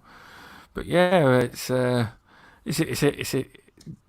wide range of top opinions here. I'm going to ask VJ in case I forget VJ. Have you got any opinions on this topic, VJ? Yeah, I have actually. Buckle up a little bit. I read the interview in hopes of reading something that shows me EA have learned, changed, and are mending their ways. Normally, anything related to EA I don't read, but because it was for you and for this podcast, I felt honor bound to do so. So, for me, again, just a layman's perspective, and perhaps I'm siding with Paul here. Nothing has or will change in the short term, at least. It's too large of a company. An oil, imagine trying to turn an oil tanker. They would have to, just on the surface, change personnel, and at the minimum, sort of reprogram every single producer at their company that have been sort of indoctrinated and programmed to work in a very specific way. And if this was true, then why did Casey Hudson truly leave? And exactly, it's true. And for me, I think there's more to this than meets the eye. I think when you license intellectual property from a company like Disney, for instance, and specifically Star Wars, you are never the exclusive licensee or beneficiary. There is an understanding that as long as you perform as per the agreement and do not bring in the IP or licensor into disrepute, discord, or controversial debate, or tarnish the reputation of an IP or said IP holder. And moreover, as long as you enhance the brand and its awareness, along with delivering sort of adequate quarterly profits or royalty statements, along with a check, of course, above and beyond the minimum guarantee, you're in no danger of losing said handshake, behind closed door exclusivity. That's how licensing works. And I've been around enough of licensing to know that. So Star Wars is no longer exclusive. And that is a blow to EA, who have a history of blowing the competition out of the water with huge minimum guarantee payments over the course of the license agreement. I've known EA, known of EA, don't know them personally, since circa 1990. And I've seen them at major exhibitions, events, when their branding, slogans, and marketing prowess and expertise and general brand of business etiquette professionalism was way ahead of everyone at that time. Activision, THQ, Ubisoft, Acclaim, Ocean, Accolade, and emerging IDOS and Take-Two were in their infancy in comparison, and were looking up and aspired to be Electronic Arts in the midst of the creativity, original IPs, the studio acquisitions, and the licensing that they were doing. They were formidable back then. They were sort of like the LucasArts or Disney, right, of the gaming industry back then. EA had, I think, somewhere around 1990, just gone public, and its corporate team by SEC law or the FTSE law or whatever, equivalent, had to evolve and change the nature of the company's board, which is mandatory, right? And it became more of a board that was fixated on shareholder delivery, and that became their business. It succeeded for a while, since the gaming population, us and other publishers, were still playing catch up. And at that time, if a game came out, it was like a massive event, right? I mean, back in those days, we were starved of content compared to what you can access past these days, right, for $15, right? So we were devouring content no matter where it was coming from, or because we just didn't know when it was coming, right? Because it was so few and far between. I remember EA, they did a share split, I think, in early 2000, in order to lower the share price. Even after the 2-to-1 split, the shares almost immediately rose back to the original selling price of the singular share, and it was quite astonishing. I'd never seen anything like it, and I haven't seen anything like that since. We can all sit here and sort of, I don't know, castigate and reprimand EA in our sleep if we wanted to, right? But I wanted to explain what EA once was and what it stood for, and how Take-Two also looked to EA as an example to follow, and thus established themselves as a powerhouse, but also avoiding the changes, the pitfalls, and the issues that have well documentedly so plagued Electronic Arts, right? And I think Paul's touched on some of those as well. So both companies are crushingly ruthless and have no emotional connection with creators. For these guys, besides the Hauser brothers, perhaps, creators will come and go. The corporation will stand the test of time, given some of the shareholders these guys have with very deep lining pockets with, I don't know what, I think the expression is old money, much ill gain. We won't go into that, and amassed over generations. If you believe the headlines of this article, which I think is just clickbait, I would suggest you read the interview. The EA representative, I think she's the head of studios, Miss Mile or Miss Meal or something, and she said something along the lines of, Actually, I'll quote her here. I've got it. Let me just put. Okay, so she says ultimately EA proper does have the final say on decisions regarding what games get made or updated or ended. And I know a lot of people in the chat are upset with what happened to Dead Space, and she goes on to say they're all in a business together after all. Yeah, okay, but obviously she's not laying in the fact that she's further up the food chain and has many people below her, 6,000. But I'm sorry, but the few that are above her, the 12 people on the board and so on and so forth, one of that have the autonomy and the power. So then she goes on to say there is a lot of creative autonomy or something within EA, but there are certain values and principles we have as a company. Yes, we know what those are. Oh, see, that's what that means. We have creative, but we have monetization. Yeah, the values and principles of getting money will override everything else. Exactly. So what she says, as a company, that we just couldn't allow to be compromised. And if that doesn't tell you everything you need to know, then I'm sorry, I can't. I will point to production methods and values and influence from outside the studios, because even if they do give those studios all the freedom, there'll be at least 4 to 5 producers plus PR plus finance plus marketing plus analytical divisions to tell them what colors in vogue this week, assigned to each and every internal or external project. And I've talked about this extensively on Boom Show as well. What that does, that ties up the studio management endlessly. They're in meetings constantly, and that is the major cause. I believe, well, not major, but a differentiator. One of the biggest factors. Yeah, because what that makes happen is the project's ill-conceived, poorly developed, and delivered game, right? And and people end up leaving. So you only have to observe 343, right? And I don't mean to sort of castigate Halo here, but it's a very good, recent example. You had Bonnie and a handpicked subordinate in Chris Lee, right, at the helm, and these two, well, him anyway, are supposed to. They are they're spearheading the studio, but they're also very spreadsheet-based. How can I put it? Endeavor-focused and time-sensitive producers. And look, I'm not in the habit, right, of interpreting or trying to even understand or extrapolate, and therefore understand EA's inward thinking, rationale, or wanton outward portrayal at this point in time. With this specific interview, but why? Because decisions made at EA board level, as far as I can see, will always align with profit and control, as you guys were just, sort of saying, right?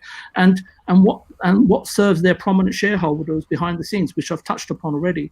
Look, I'm for one, I really am hoping I'm wrong, because I'm a massive fan of Dead Space, Dragon Age, and removable nodes of Mass Effect. And I'll just shut up now. No, some great points there. Can I just jump in quickly? Indy's got a question for you, VJ. What do you think about EA Originals? I think there's been several programs that they've had, and they've just renamed them. I'd have to look at who's heading it up now and what their sort of their strategy speech is, right? But they've had numerous programs over the decades. This is not the first time. So I'd have to look into it to give you a proper answer. That's fair enough. That is. Do you want back in Cerebral? The topic for next week. I was going to say, I hope I'm wrong too, but as a student of history, I don't think I am. I think it's going to be more the same. Just going to kind of tie in with VJ's and Cerebral's Paul's elements. I would say the only way I foresee EA changing is through government-specific intervention. So we looked at loot boxes, for instance, and even then, I think it was Denmark.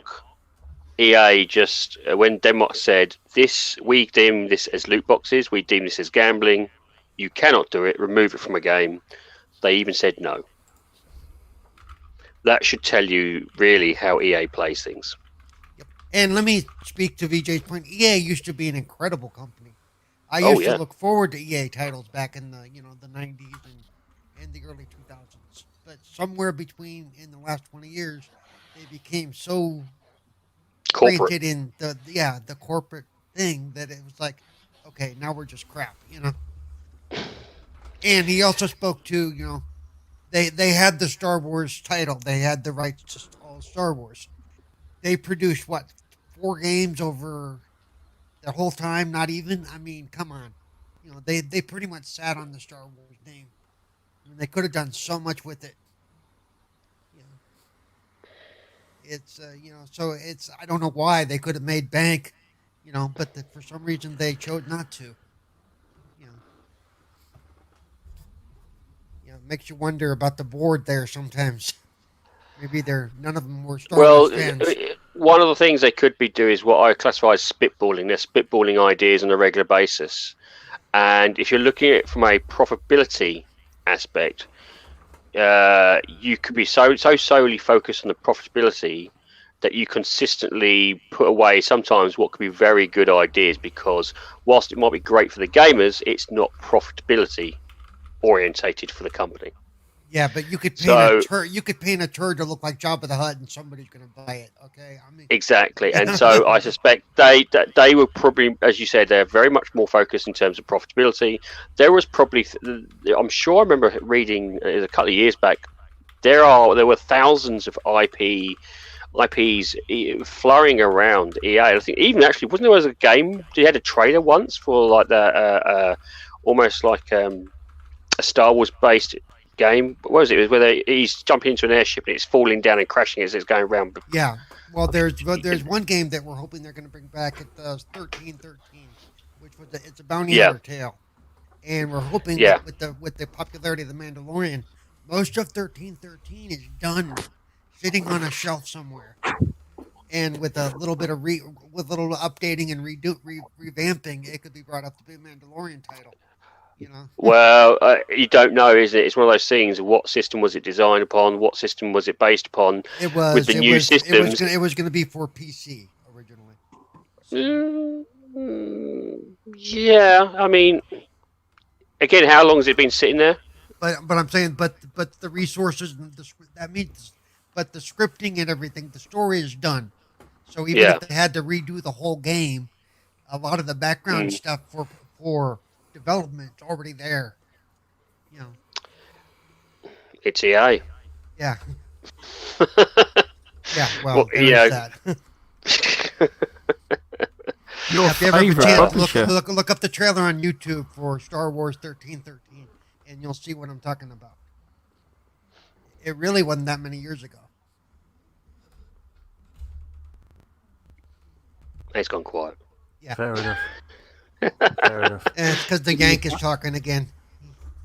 I think people are just taking on board the information. Oh, listening with interest. It's true. It's got a very opinionated topic. This is. It's like you say. It's like EA still have full control, and I could switch the other hand and say, I know Microsoft do give freedom, right? But I don't think Xbox give as much freedom as everyone believes. Because when you look at Halo and how much money that's been pumped into that game, then you look at the underdog, Gears, it's not the same situation. So it depends what game you're on, how well you do. They still need numbers. Obviously, EA is a lot worse, I think, Mr. Stubbs, it's not a case that we have that the panel has, and respectfully saying this, is that we have really strong opinions. I think the echoing that I'm hearing is that anything that EA says should be taken with a pinch of salt, because more often than not, Yeah. more often than not, what they say is about as clear as mud. Yeah. It's a shame, really, because if you make better games, you make more money in general. They can't get past, we need to have these loot box. Because effectively, correct me if I'm wrong, Gears 4 had these loot boxes. Is that what the FIFA Ultimate Team thing is? You have a box, it's random, and it comes up. Is that what it is? Or is that what it is? Is it like randomised? So it's basically a loot box. So that is gambling. It's in its purest form. It's gambling, and we're allowing our 8, 9, 10-year-old kids to get used to this, I'm victim of letting them do that. I don't let them use real money. Now and again, it's a couple of pound here, couple of pound there, but still, in its essence, gambling. Yeah. I do the same as well. My son plays Fortnite. I know it's a free game and that, but still, like he'll have a couple of pounds here and there. But you know, conversely with pay to win. Conversely with Fortnite. Sorry, I couldn't get my words out there. You actually buy in. You know what you're buying. You can buy a skin, you know exactly what you're getting. With the FIFA and the Maddens and the Ultimate Team, you buy a pack of cards and you've got a 1 in something chance of getting something good. Yeah, it's a chance perspective. It's all on percentage. Oh, okay. I'm kind of glad he doesn't play that. You should be. But with respect to EA, though, I do have a question for Mumma. Go on. You're a Dragon Age fan, right? I am indeed. You said that it was rumored to be multiplayer, and that's what they've been working on all this time. Are you not worried now that they've said, oh, it's going to go single player? How are they going to build? They've been building multiplayer for so long. How are they going to cope with all of a sudden changing the focus? And if it doesn't go well, what are EA going to do about them? Well, so this is the thing. See, they said, and I can't take that word from that. I mean, they've just cancelled Anthem, and don't get me started on that because that's a whole different thing. So it's kind of hard to take them for their word at the moment, really. I mean, as far as the multiplayer goes, BioWare have said, it's a completely separate thing. Well, it was at the time with the original plan. They were going to do it separate, but they were working on this the single player part of it. Okay. The main game was their focus. And then they had, if I remember rightly from before, they had a small team working on the multiplayer add-on because I don't know. I assume they've taken that small team now and just put them on the single player, but I have no idea at the moment. I don't know what's going on with them guys. I honestly thought that the focus had shifted to multiplayer more back in the day. I may be wrong, but I thought I think it was so confusing. Because you had someone saying this, and then you had BioWare saying, no, that's not what we mean. We mean as in how it was in Inquisition, with multiplayer just being a side thing. If you want to do it, you can. And I think wires got mixed up. But they're basically completely taking that side multiplayer option now away and just having the single player story like they did in Dragon Age Origins and Dragon Age 2. Okay. There is one thought. I'm thinking about it. When they say they're taking it away, being not taking them to their word, are they just saying they've separated them as two separate entities? So what's going to happen? Are they going to break it out like Red Dead Redemption? Yeah. So multiplayer is going to come down the line, maybe a year later, free to play with loads of loot boxes in it. I mean, it could do. I mean, that I can't imagine anyone being real happy about that. But I mean, their community, the Dragon Age community, the BioWare community in general, are quite. They have a lot to say about it. They hold them games quite close to their hearts, and I dread to think what would happen if that happened. I could see it. That's the irony, isn't it? You could see it. I could definitely see it. But I just can't imagine the shitstorm that would follow.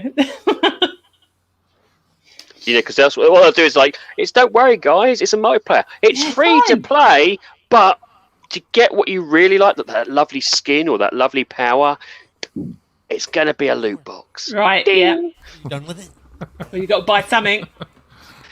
Yeah. 15 quid for a new sword. Thank you very much. Exactly.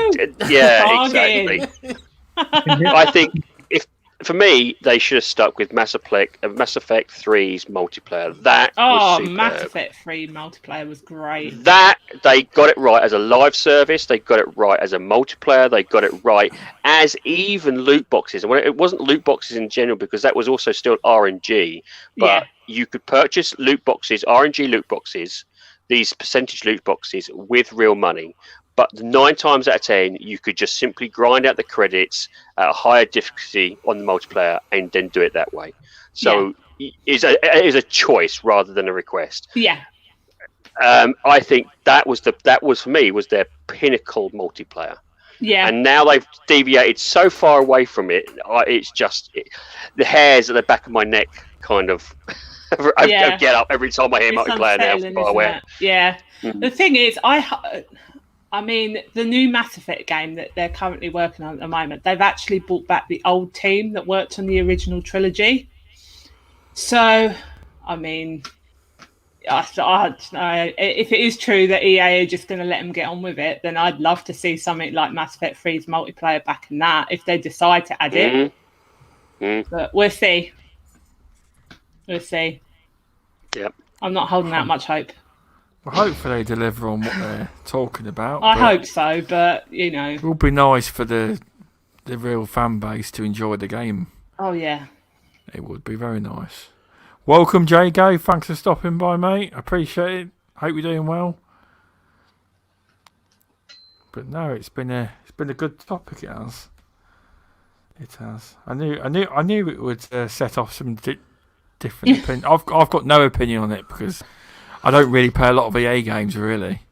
But they are the monetization kings, they are. Yeah. I mean, hey, Gears 4 got for loot boxes, but ain't note on what EA get, You forgot Predatory. Mm-hmm.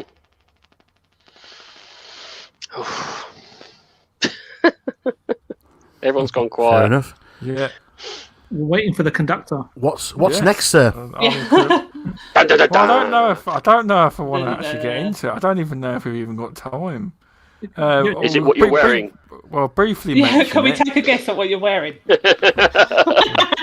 wouldn't know. Mankini with a nice pink jumper and a nice hot chocolate. I don't wear anything. There's a little umbrella in And wait, he said he doesn't wear anything? What? I don't wear anything that's pink. Come on, it's pretty. Oh, right, okay. He's wearing a transparent kimono. Yeah, he's gone full Japanese. Yeah. So, what do you lot think of the? I don't want to get into. I'm not reading the entire update, but do you guys and ladies look? Do you like the look of the new Halo screenshots? And are you excited for the Halo Infinite that may come out this year? I hope it does because it looks quite good. Oh yeah, it does. Yes, but the screenshots themselves look good. But how do we know they're taken from a screen This one and not here, just and not just concept art? That's my only trepidation. So hard to tell, isn't it? Yeah, you don't know that that's not an artistic rendition. They've got an environmental engine as well, haven't they? They could just stick the gun in there. Yeah, that could be it. That's the thing. So without seeing something in motion, I'm looking forward to it. I really want to play it, and I really hope it comes out this year, and I hope it looks this good. But we've been hurt before. They say if it ever did get delayed, it wouldn't hurt the game because it's already been it hasn't actually got a date yet. As far as I know, it's not got a release date. Everyone's guessing it's going to come out on the anniversary of Halo. It's got to. It has to for marketing purposes. I think that's why they've gone. Let's delay it a full year. I think it's ready enough. Maybe they're saying it was graphical updates and art style, and rather than gameplay. But that's only what they're saying. We can't believe what goes on behind closed doors. I hope that it does come out and we get to play it. Exactly. I mean, I know people in chat are sceptical of me saying if it comes out. I mean, I'll be the one laughing if it gets delayed. So, I'm not bothered if it don't come out. If it would be something good to play, But you have to be sceptical because of the issues the studio's had and the amount of people that have left. There's something going on there. There's they've had a lot of problems at that studio, and it's for a reason. But now hold on, because I heard this elsewhere too. Some of those people could have left because their part of the project was over. They may have been brought in to do one thing. That is actually true. Yeah, that is. Yeah. Because look at the minute, I know that I've been Gears up a lot, but a lot of the developers and a lot of their staff are leaving because a lot of the content's done. Now Gears 6 has probably got a different team. Obviously, it's got a different team. And that's probably why a lot of new community managers and stuff are coming in now. So that could be probably true. And I do hope Colt Eastwood made a great video on Halo. It had me hyped, but I really do hope it lives up to what they're showing off. But until they actually show the gameplay, but it does look good, I will admit. Well, this would be a perfect example for, and maybe this is a bit a hot topic here. Would you like them to drop a demo for the game? Demo now, like Indy said here, I'd rather any game was made right than released when it's not ready. That's true. So if it isn't ready, this is the big thing.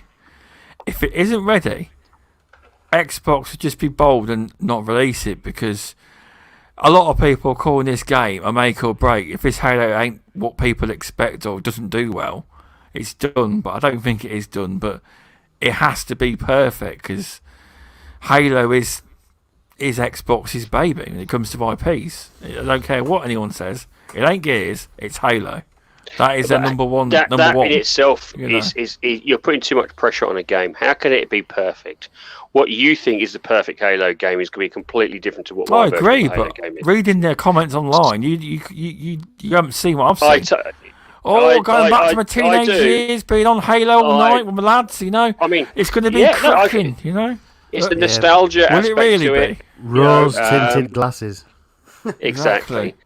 I think you as you get older and wiser, you take things with a little bit more cynicism and a little bit more, you're a little bit more relaxed at what's going to come through. But I think at this stage, Indy's worked it out. Indy's worked it out. They are waiting for me to complete Halo first before they release it. So I will hold off. I will hold it off completing it all, so we can get a delay. Do you know what, Indy? You're not alone on that, because I haven't ever completed a Halo game. Really? Yep. Fair enough.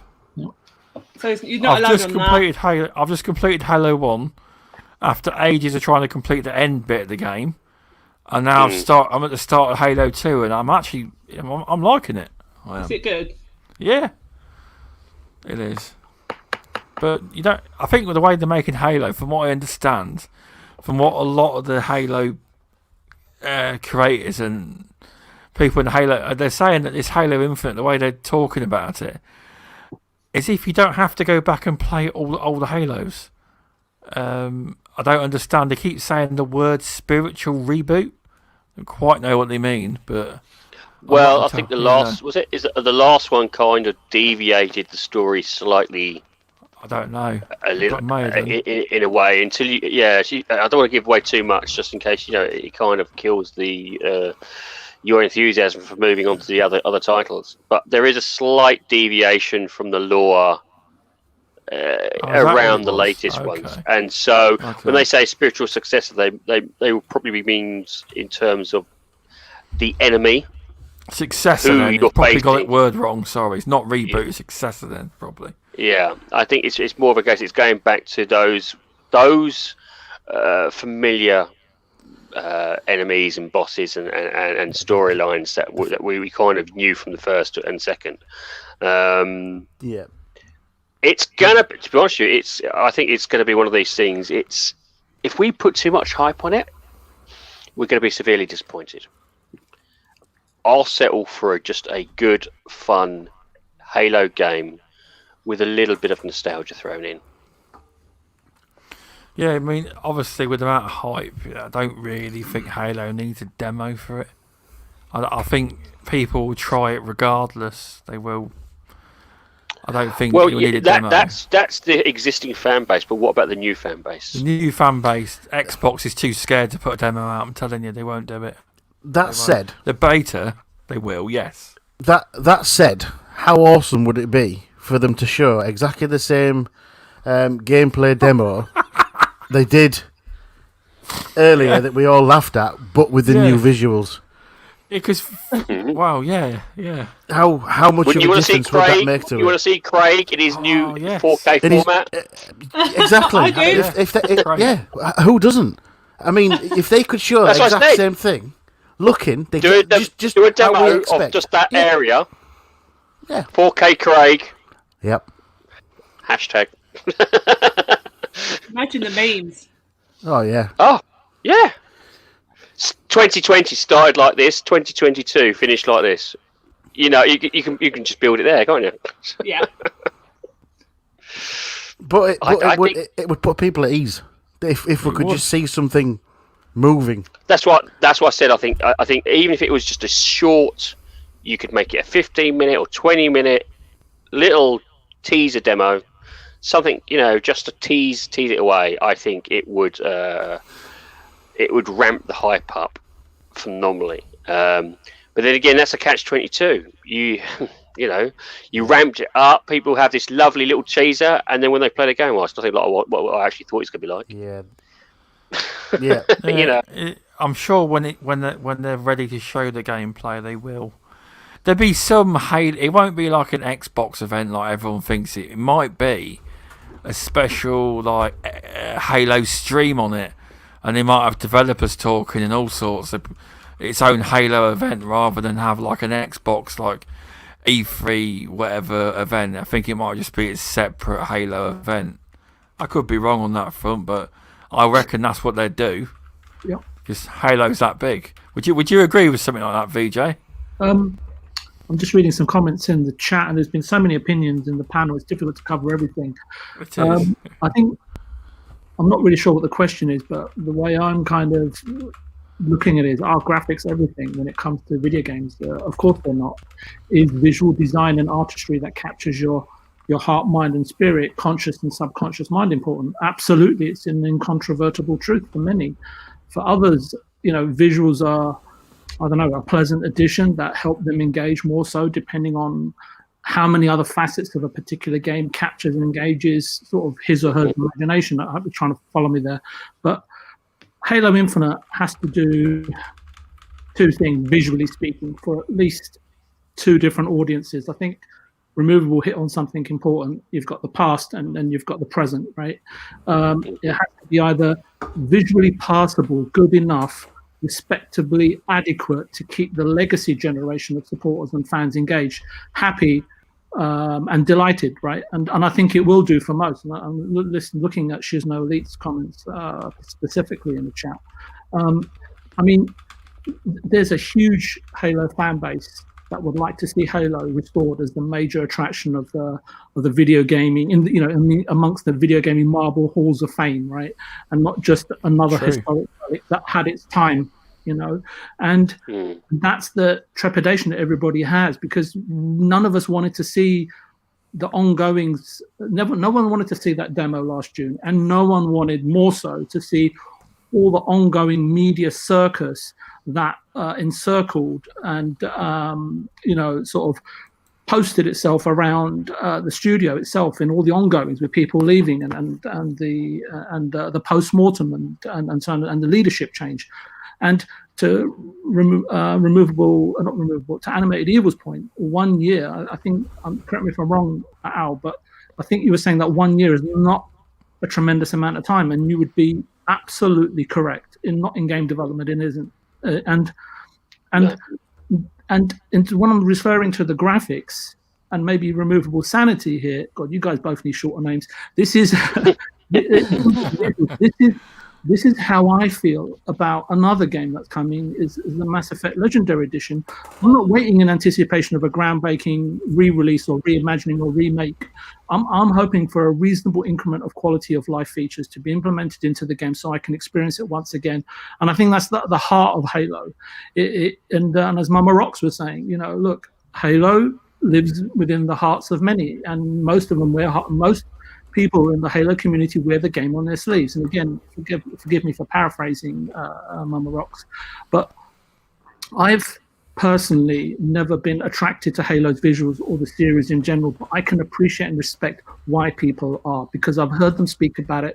I've heard the passion in people's voices, and if it engages them and lifts their spirits, then no one should stand in their way, right? And so on and so forth, right? So now you have, to remove Will's other point, you've got a new generation of gamers as well that have different prerequisites as to what and how a game should be, look, full stop.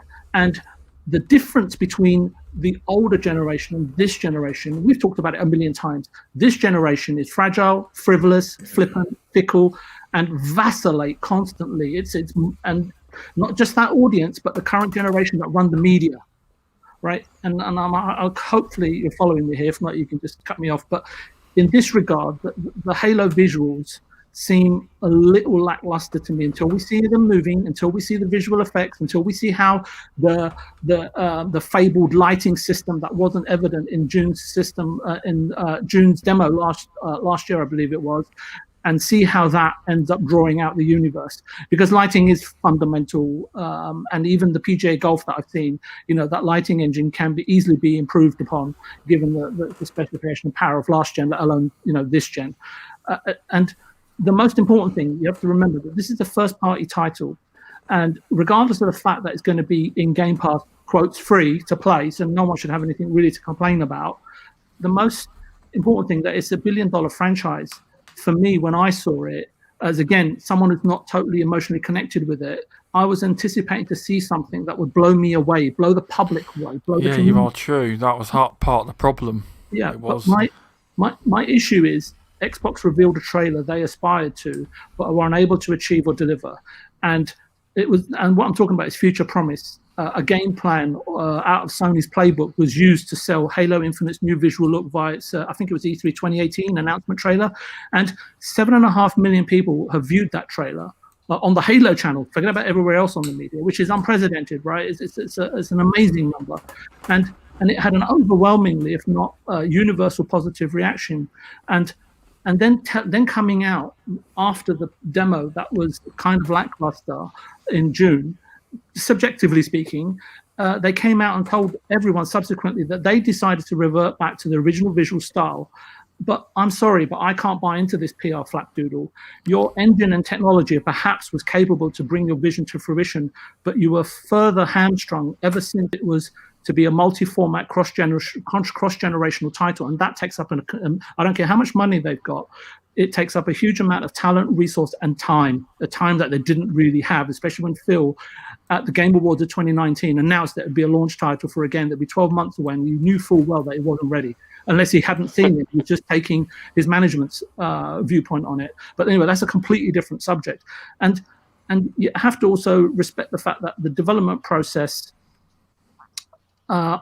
and the addition of hardware and backwards compatibility, and the fact that it's got to run on new hardware, which is only just coming into production, as I was saying, places a huge amount of stress on creativity and design.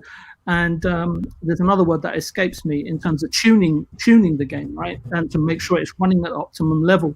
And that's what I think that they're taking the time to do the time now to do. They're not going to change major assets. They're not going to change level designs. They'll be tweaking and improving and making those improvements to deliver the best possible game that they can. And because of the stress that trying to change everything is really incredibly difficult, especially with a year left, right? So and some people, that they're going to shout and we should just ignore it, downgrade, right? And falling short of promises comes to my mind. But the thing is, again, with Microsoft, even though I only own an Xbox now, right? My PlayStation's pretty much dead. I haven't touched it since I bought an Xbox last November. And the thing that I have with Xbox, and one of the things that they need to sort of erase from their history, is this sentiment that is that they're so much more aligned with Xbox than any other platform holder too is their promise, right? And they keep falling short of promises. And I know, but the thing is, since 2018, acquiring all these studios, they've made a huge step going forward. But then I don't know too much about this. But then I heard that when they bought Bethesda, they were going to let it run as an independent company. They were still going to publish games, and obviously, they'd make any further announcements, in the future. But now it's going to be changed to, and I don't know if this is facts, or someone in the panel can correct me. But now that's going to be changed to the Vault, and I'm a little bit frightened in terms of what they're going to do with this, right? And it's just, for me, it's like corporate heads again, interfering with something that's already working really well and that's already had billions of dollars, on the balance sheet that's yet to be released in terms of the development funds that have gone into these upcoming games, such as Starfield and so on and so forth. So there's a tremendous amount of potential that Xbox has got. I just really hope that going forward they don't make the missteps and sort of making issues for themselves that they have done historically over the last 2 decades. Yeah, I see what you mean, because it's like this slip. One of the biggest problems is they've decided to make a slip space engine, a new graphics engine that is untested so far. I mean, if you ask everyone what you thought of it, they've not really shown out. It looks like you don't know what to think of it, because if you're going to look based off what the demo showed off, you'd say, "What the is that crap?" Because supposedly this graphics engine costs millions to make. I mean, I think they should have stuck with Unreal Engine, to be honest. I think that's the best graphics engine you can get, but it's a hard one until you actually see what the final product is, as a lot of people say, Yeah, some excellent points though, VJ, you did on that front, definitely. He certainly did. It's gone quiet again. Come on. No, I'm here. I'll let someone else have a say, because I was talk too much. Does anyone else want to say on this? I'm good. I said my bit. Cerebral? Nope, I'm good. Can't say much. No, he's Xbox ambassador. You're not allowed to. I'm joking. He's played it already. He probably has. He completed it. Well, he's not a big fan of Halo. I mean, he's not really happy with Mr. Tushi. Mr. Tushi decided to pick Halo Master Chief Collection because Mr. Tushi and Animated Evil need some practice for the Halo tournament. Yeah. Why do you think he's been picked?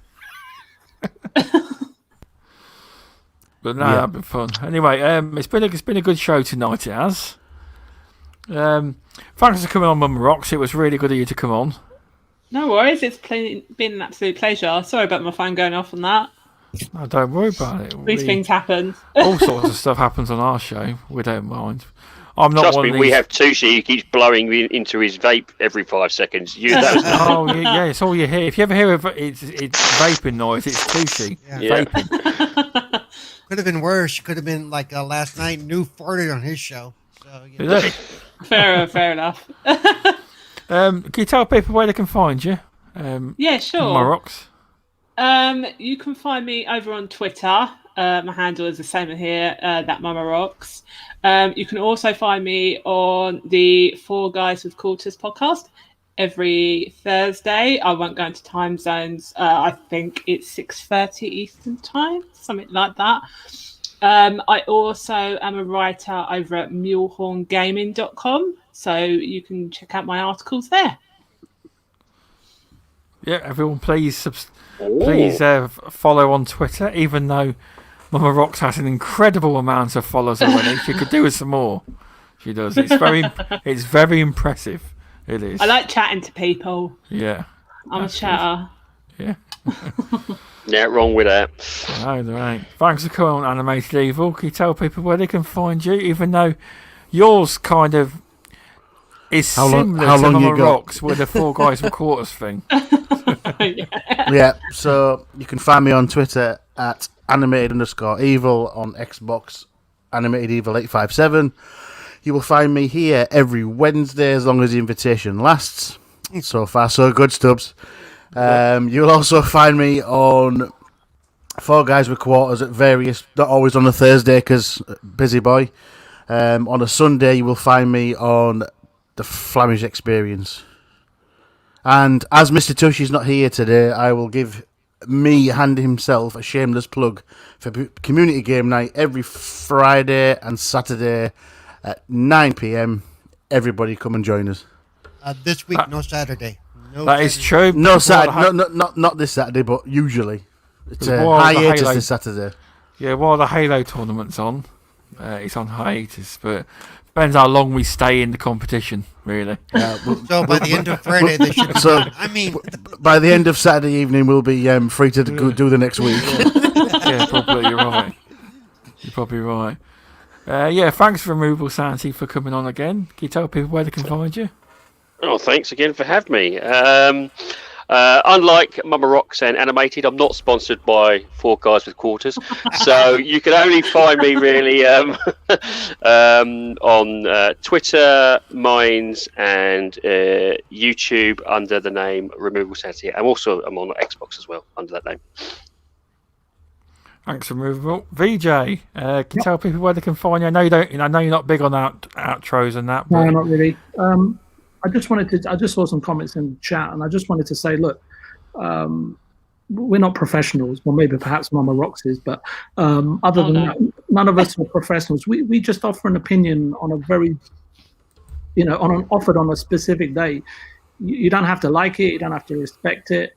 It is what it is, right? But I think the most important thing for me, and I suppose, hopefully I'll speak for the panel as well, because we all have different opinions, is just to respect on how one another gives our opinion, right? And I think that's more important than having your opinion respected. So anyway, that's all I really wanted to say. And you can find me somewhere out in the ether. Oh, very, very, very true words, VJ. Because we don't take ourselves seriously on this show. It's like we quite often escalate. It happens a lot from where we started off. But it's fun. People seem to enjoy it today. So thanks for coming back on, VJ. You were missed last week. A lot of people missed you. Was. Messages. Where's VJ? Where's VJ? Yeah, VJ, because the rest of these guys were falling asleep. I had to be the one doing all it was I tell you what, we were all knackered last week. Tell you. I think I'm a bit more awake than I was last week. I am. I'm not sure where Paul is. I'm in California, obviously, but I'm in Texas. Oh, right. Okay. So it's only 4:00 here. So we've got plenty of gaming to be done for the rest of the day. Yeah. Meanwhile, we're off to bed. Yes. Thanks, Cerebral Paul, for coming on. In our own beds, not with each other. Yep. Sorry. Trust me, he snores. I do. But normally when I fall asleep on community game night, so far, I've always made sure the microphone is muted. Nice move. In community game night you have, but in private games, not so much. Really? Oh, shit. I didn't know that. Lucky you've not got capture cards yet. I'm going to catch it on stream one of these nights, and I'm going to make an audio clip of that shit. Don't fall asleep very often anymore.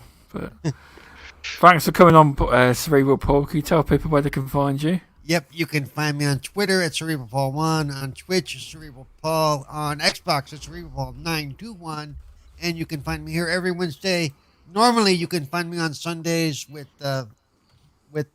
Flemish on the Flemish Experience, but this Sunday I will be with Mav on his new show, the Pop, whatever it is, and we'll be talking about Fun Pop.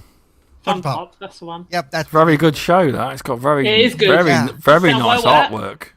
Yeah, so I will be there, and we'll be talking about all things popular culture, I guess, movies, games, TV, stuff like that. So I will be there Sunday afternoon. Well, afternoon for me, evening for you guys. It's very popular.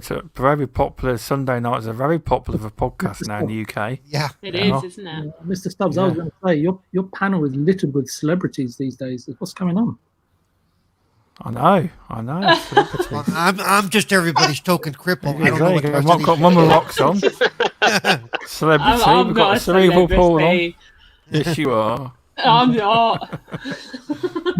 I just wanted to give Hollow Knight a little plug if I could. It's Yes, you can. for me, I spent over 140 hours in it across 2 weeks, and for me, it's the and I know for many others as well. It's the personification of absolute beauty and brilliance. Mama Rock's notwithstanding, of course. Thank you. What is it like? What kind of game is it like? Have you got 4 hours? You and Indy are going to have to do a stream together talking about it. Yeah, that would be the best option. Get Indy and VJ to do a stream about Hollow Knight. Just call it the Hollow Knight's appreciation stream. Yeah. Then By that'll the be way, it. that 4 hours that VJ's asking for, that's just for his shorts. He could actually come up with. He could actually come up with a panel of people that have completed it. It'd be pretty cool to hear. I mean, if you do get a chance, it's only 2 minutes. If you want to get a feel for what the game is about, have a look at the trailer, but also the sequel, which I think theoretically is coming in June, July. I've done some calculations because nobody knows the actual date. It was just based on the fact that the edge cover, whenever a game gets an edge cover, the subsequent release is normally between 2 to 6 months. So that's my theory behind the release date. But the sequel does have a female protagonist who's extremely strong, elegant, and powerful, and her name's Hornet. So, okay, I like that. No funny comments from you, removal.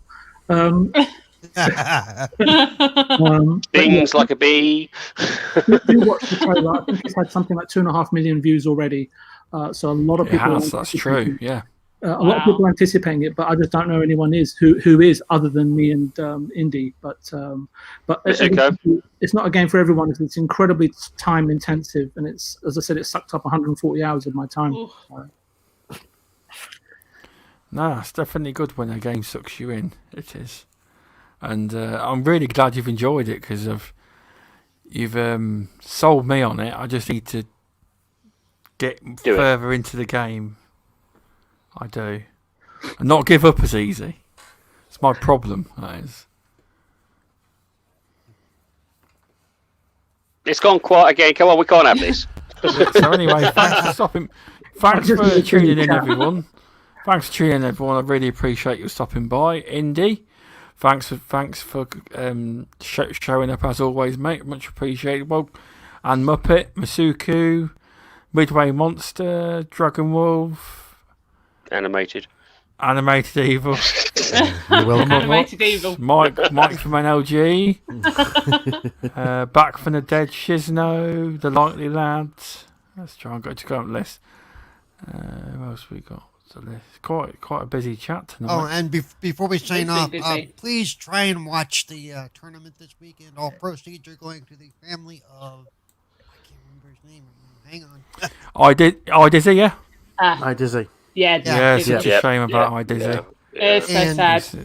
And if you're following me on Twitter, there is a link to his GoFundMe to help the family through this process and with the burial and all that.